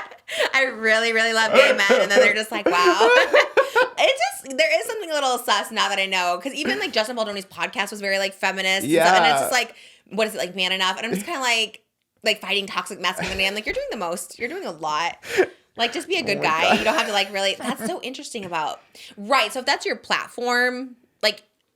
Justin Baldoni too. We'll lump him in together. It's like if that was your platform for so long, you do owe a little bit more of an explanation. It's not like you're just some bro like David Dobrik who's like always kind of do, but you were like championing like women being heard, and then this is just like how you like deal with it. Yeah, you were like literally dunking on like he would do content reacting to like guys who were talk with toxic masculinity, you know, like he would react to that and like dunk on him, make him look dumb, you know. And we're always like, yeah, like Cody has the good, you know, the good opinions and stuff. Right, so he's the female's male. Yeah. Yeah. And then this, it's just so, and honestly, Tana is a better woman than me because I would be on his neck 100%. I love that she's like, you know what, I'm healed. I'm gonna let everything go. Yeah. And obviously, like it probably. I know, like, that whole spectacle when it was, like, you know, the big circus around it was a lot for her, too. I think that's what I don't think she ever, like, intended to even, like, blow up the way it did. But it did, and then it's, like, for him. But I get it. Yeah, you just are like, okay, I'm just kind of over talking about especially, like, 2025, like, a new year, you're kind of like, yeah, not me, us. We'll stay on it. If it was me, damn, he would not know a moment of peace. I would have gone up to him at the 24-hour fitness and have been like, what the hell are you doing here? But that's in your dream. Was it a dream? Is that what you had? Or was it like a delusion? No, I did see him at 24-hour fitness. But you didn't actually, it was like a hallucination. In my head, he was going to come to me and be like, I don't like all this shit about me. And I've been like, you know what? You're a freak. That's a good one. You're a freak. Good comeback on that one. Well, like I said, I think just like the universe does its thing where it's like people are kind of not caring less. Yeah, it is very Colleen coded because, you know, the big comeback, but then ever since, still posting, but like, does anyone? Yeah, I mean, small amount, but yeah. So I think that's what it is. The ultimate is just like people just really like seeing your true colors and not caring. Yeah. Because there's those trolls who just love to like rage bait or whatever and they get the views, but people are not into that anymore. They're kind of like, let's just let the trolls be in the bridge. Yeah. I'm trying to climb out of that bridge. So I was like, let me sneak out. But there you go. Well, we're like out of time, but the devil amongst us, my enemy number one of the show. Well, I guess it's David Dobrik, but no, enemy number two is Casey Neistat, but it goes hand in hand. Casey Neistat I've always called out. I have always, since like literally 2019, probably before I even got kicked out of the vlog squad, I've been calling this out. Ever since Casey came around, December 2018, in the backyard, it was for some celebration, I don't know, David's 10 million, I don't know, whatever it was. Always just so, like, ignores me. Like, there literally could be 3 people in the backyard and Casey will not acknowledge me. And I'm just like, that. And it's happened at least on 4 occasions. He's misogynistic, 1. He's obsessed with David Dobrik, 2. And he's just like a bad person as we see now because it's really just down to like, I do love Jeff. I don't love gotcha moments, but I do love Jeff's gotcha moments, which Jeff is the last person I think to do a gotcha moment on anyone. But that's how like dumb Casey is because I remember Casey being like, that's a mischaracterization because he said something like, why are you defending David? And he's like, I'm not. That's a and then he plays that. There's that clip of Casey being like, and part of me is to protect him. It's like, what? Like, it's so gaslighty. I hate it so much. But he is weirdly obsessed with David. Weirdly obsessed with a lot of people in that vlog squad. And he like praises so many people that are actually also have turned out to be horrible people that do creepy and, you know, prey on people and stuff like that. Like, it's so weird. And he like, the way he like boosts up these people is crazy. But ultimately went on Jeff Wittick's podcast, like the person who's like a direct victim who's like still like just, this is why David will be enemy number 1 because like literally just like messed up this like person's life, but then also blamed him on top of that. And then Casey has like, I want to see this. I want to see it so bad. I haven't seen it, but has like this whole documentary, not just about like Jeff, but other victims of David that could like vindicate, like give them some sort of like closure, I guess, and doesn't put it out. Like I feel like that's like not integral, is that the word? Like it's not what is the word? Like you're like you have something that you could like show the world and you don't. What is that called? You lack integrity. Is that what I'm trying to say? Definitely has no integrity. Because why? People don't want to pick it up because like it's not going to Netflix. Like you have a YouTube channel. Like you don't like it could be so impactful and he doesn't. Yeah. Because what? The money? It's like he's still obsessed with David even though like obviously David wants nothing to do with him anymore. It's just so weird. I don't know what his deal is. I think he's just I wouldn't say this because I think he's like intelligent in the fact that he's like had a successful like YouTube career at one point, but I just think I don't know. I don't know what the word is. He just lacks intelligence, I guess. I think the Gaggy thing to me too, like that was the big thing for me was like he was like the big thing is it didn't get picked up and like no one wanted it. Hulu, Netflix, blah blah blah. And if I put it on my own channel, it is under this purview as gossip, and I don't want it to be gossip. And I was like, so you want it to be on Netflix, the esteemed platform that has Love is Blind, Is It Cake, like the Harry Jowsey on 3 different shows. Netflix is not some like big, like Netflix is a dumping ground for a ton of content, as are all the other ones.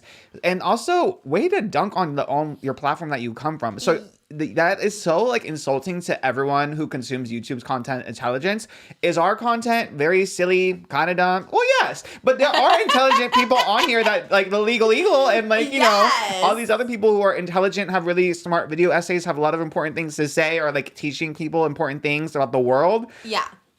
So to diminish everyone on YouTube as like, oh, it'd be gossip if it was on YouTube, like if it was on my own channel, like it doesn't, it's like, not going to be taken seriously. It's like, way to all of us, like, and what the hell? And you're also going on the most random podcast gossiping, you know what I mean? Like, that's all you're doing. You're just making You've got him impulsive gossiping about this documentary. All he's doing is gossip. He's just gossiping, gabbing, just rage baiting, just trying to be relevant again. Because I was asking him, I'm like, why is he doing all this? Like, why is he, like, what's the point? The movie's not coming out. No one wants it. But, like, what are you promoting? How awful you are? Like, I have something that could take David down, but I'm not going to do it because Netflix doesn't want it. It's like, what? And then he's like, but I'm probably protecting him, even though all these victims, I'm sharing their story, and they were so thankful that I'm sharing their story. So you literally got them to share their story, relive trauma, all this stuff like that, and you're just like, I don't know. Maybe I'm protecting David. No, that's a mischaracterization. I'm not protecting David. No, but you said that because, like, what is wrong with you? And no, then it was praising like, other people. I'm not protecting David. That's a mischaracterization. Maybe. Pardon me. It's like, okay, well, semantics. Like, men are so annoying that way. It's so semantics. And upside down smiley. And then I hate it under the guise of like, well, the internet doesn't understand nuance. I am perfectly capable of understanding and digesting nuance 100%. But you saying maybe I'm protecting David versus I'm protecting David, like that is literally semantics, and it's the same. The thesis is the same. Did he say that? People don't understand nuance. It's like he thinks he's like, just so smart. Yes, and that's you're what not. I hate. Yeah, because he's like, it comes across like it's so much better than YouTube. Like he's above it. It's like the thing he's created is so much better than it. I'm like, damn. Also, part of me is like, if every single one of these like platforms has passed on it, is it even that good? Like, what is the tea, honey? Because Netflix has everything. Not even like CNN, Fox News, like ABC News, CBS. Tubi? They have everything. Yeah. Like they have the freaking Noah Beck movie. Like if Noah Beck can get on Tubi and your documentary can't, what's going on? Put it up on YouTube. We're seeing the documentary about Casey not releasing the documentary. Honestly, I've seen so many interviews about it. Yeah, he won't stop talking about it. He's and I'm so like, annoying. Trish presents Casey Neistat. I'm gonna do a documentary on this. That's what's so weird is his only point of relevancy right now is the fact that he has something he won't release. It like, probably you know isn't what I mean? that Like, good. there's There's nothing probably else. Like, I can't imagine any of it being good. I mean, he still praises David. He still praises people in that group, and I'm like, are you okay? Like, it's actually insane. There's so many like predatory behaviors in that group where he's like, I love them. They're great. They're wonderful. I was just like, you're psycho. He is. He always has. He's always giving me those. Maybe it's the sunglasses where he never takes them off. Like, what? Like that. And he never did, ever. And I was just like, how are you just, like, going up to people in real life? Like, I get that's your persona, whatever. But you're, like, talking to someone this close and you don't take off your scratched sunglasses? Like, that's so weird. I'm sure he tried to sell it at some point. I'm sure he made a merch or something. Get some Casey Neistat sunglasses. I know. He probably has something wrong with his eye. Okay, like, don't come for me, okay? I don't know like, if he does. I thought that too, maybe. I haven't heard anything about it. He took off his glasses for a second in the Jeff Wittick interview. And how were they? He looked normal. He was like, because he did a snafu where he was like, not making the movie I wanted to make about David was really painful. And he's like, I shouldn't say painful. And then he took off his glasses. This is my face. Like, no, I didn't have any surgeries or anything. This is just how I look. Oh, so weird flex on Jeff. Being like, actually, mine's not painful. Yours is painful, but weird. I mean, if okay. Jeff can do the interview without glasses, you can too. Exactly. That was weird. I don't know. Anyways, Yeah, the kudos whole for thing- Jeff looking smart in that. I mean, not to say he's not, but he looks smarter than, because I think Jeff comes across as like a himbo. Maybe he's not dumb, but like, that's like his shtick or whatever, that he's a little himbo. But he looked like so intelligent compared. He looked like Dr. Dillman next to Casey Neistat. You know what I mean? I was like, damn, okay. Really held his own, like, journalistic integrity. I didn't know Jeff FM was capable of such journalistic integrity, but he went in. Casey Neistat going in there was crazy. I was like, you just make yourself look so insane. Like, what? Like, it was very odd. It was to also, I don't know, like you said, like gaslight us into thinking that that's not what he said, but then there are clips of what he did say, and like it was all just bizarre.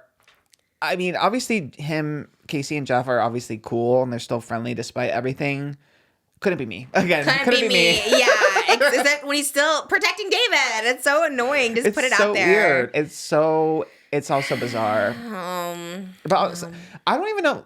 Like, me personally, I'm like, now at this point, honestly, F it. Like, I don't give it. The only reason I would care about it is if maybe, like, the girl, like, the victim from, like, the Dirty Dom situation, like, if she was really passionate about wanting it to be seen, then yes, kudos, support you. But other than that, I'm like, honestly, I feel like the moment's gone. It's irrelevant now.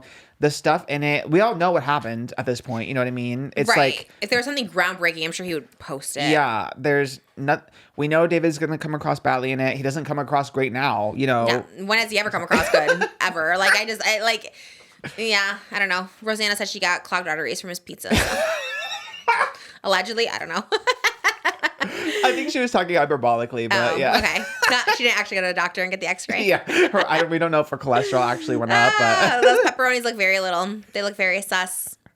I feel like anymore, someone who has like a brick and mortar store, it's like, a little sus, you know what I mean? I just learned what brick and mortar meant the other day, and I love that word. No, I feel like it's better than a ghost kitchen, no? Or do you think a ghost kitchen's better? Okay, yeah, because Mr. Beast had the ghost kitchen. I remember that. But at least David has a brick and mortar. I don't know. Mortar. I like brick and mortar. It just sounds like it's like it sounds sus is all I'm saying. You know what I mean? Because there's no way that pizza's making money next to Saddle Ranch. It is pretty expensive, though. I don't know. Right. Yeah, that location's probably expensive. Yeah. It's on Sunset Boulevard. Well, the pizza slice, I mean, they're like... Oh. I think it's pretty expensive for like a slice. Did you get one? You got one for Joey's video. Yeah, that was a couple years ago. You try it? Yeah. It was good. Yeah, it was good. I mean... Not great. I remember liking it at the time, but it was like a deep dish. It wasn't too far. It was like a little bit elevated of a Pizza Hut, if that makes sense. Like it was the the pan, so it was thicker. Oh, Pizza Hut sounds good. The breadsticks. I do love those breadsticks. We should do one of those. Maybe next time we should do the Cheesecake Factory appetizers. We forgot to do that. Like I just want to order everything from Cheesecake Factory. Oh, would love. Yeah, I love the factory. Next one. The factory. I love the factory too. But not Old Spaghetti Factory. That is not good. Oh, really? It used to be so good. Do you remember it? I've never had it, but I remember driving past it and I'm like, that sounds like it would be good spaghetti. It's not. I used to love it as a kid, but we went to the one in Duarte and it's haunted, and everyone told us it was haunted after, and I didn't know. But it makes sense. Those bathrooms were in the basement and they did feel very scary. But apparently it was like an old school and it's haunted by children. So that's it. Really scary. It is, I know. And I guess they float around the... It's very like Five Nights at Freddy's. Like haunted Are by we the in children. the sequel? Maybe the threequel. Oh, did they already film the 3. sequel? I think they filmed 2, but maybe 3. All right, guys. Well, check out Old Spaghetti Factory in Duarte. Is it Five Nights haunted? at Freddy's.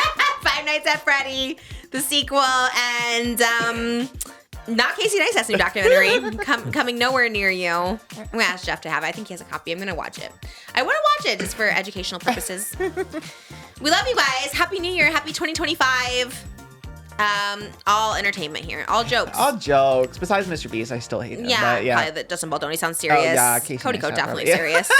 Everything else just jokes. I think that was Just games. fun, Casey yeah. Neistat, no. Always dislike. All right. Love you guys. See you in the next video. Go to our Patreon for extended podcast. Goodbye. That's cute. Did you do a peace sign? What was there? No. You did. That was funny. Heart. That's Malibu's favorite. Does she do the Gen Z She doesn't heart? do the Gen Z. She does this one. Oh, She's been doing it for Yeah, she's so long. millennial. Since she was a year old, she's doing it. Yeah, she does that. I wonder where she saw that.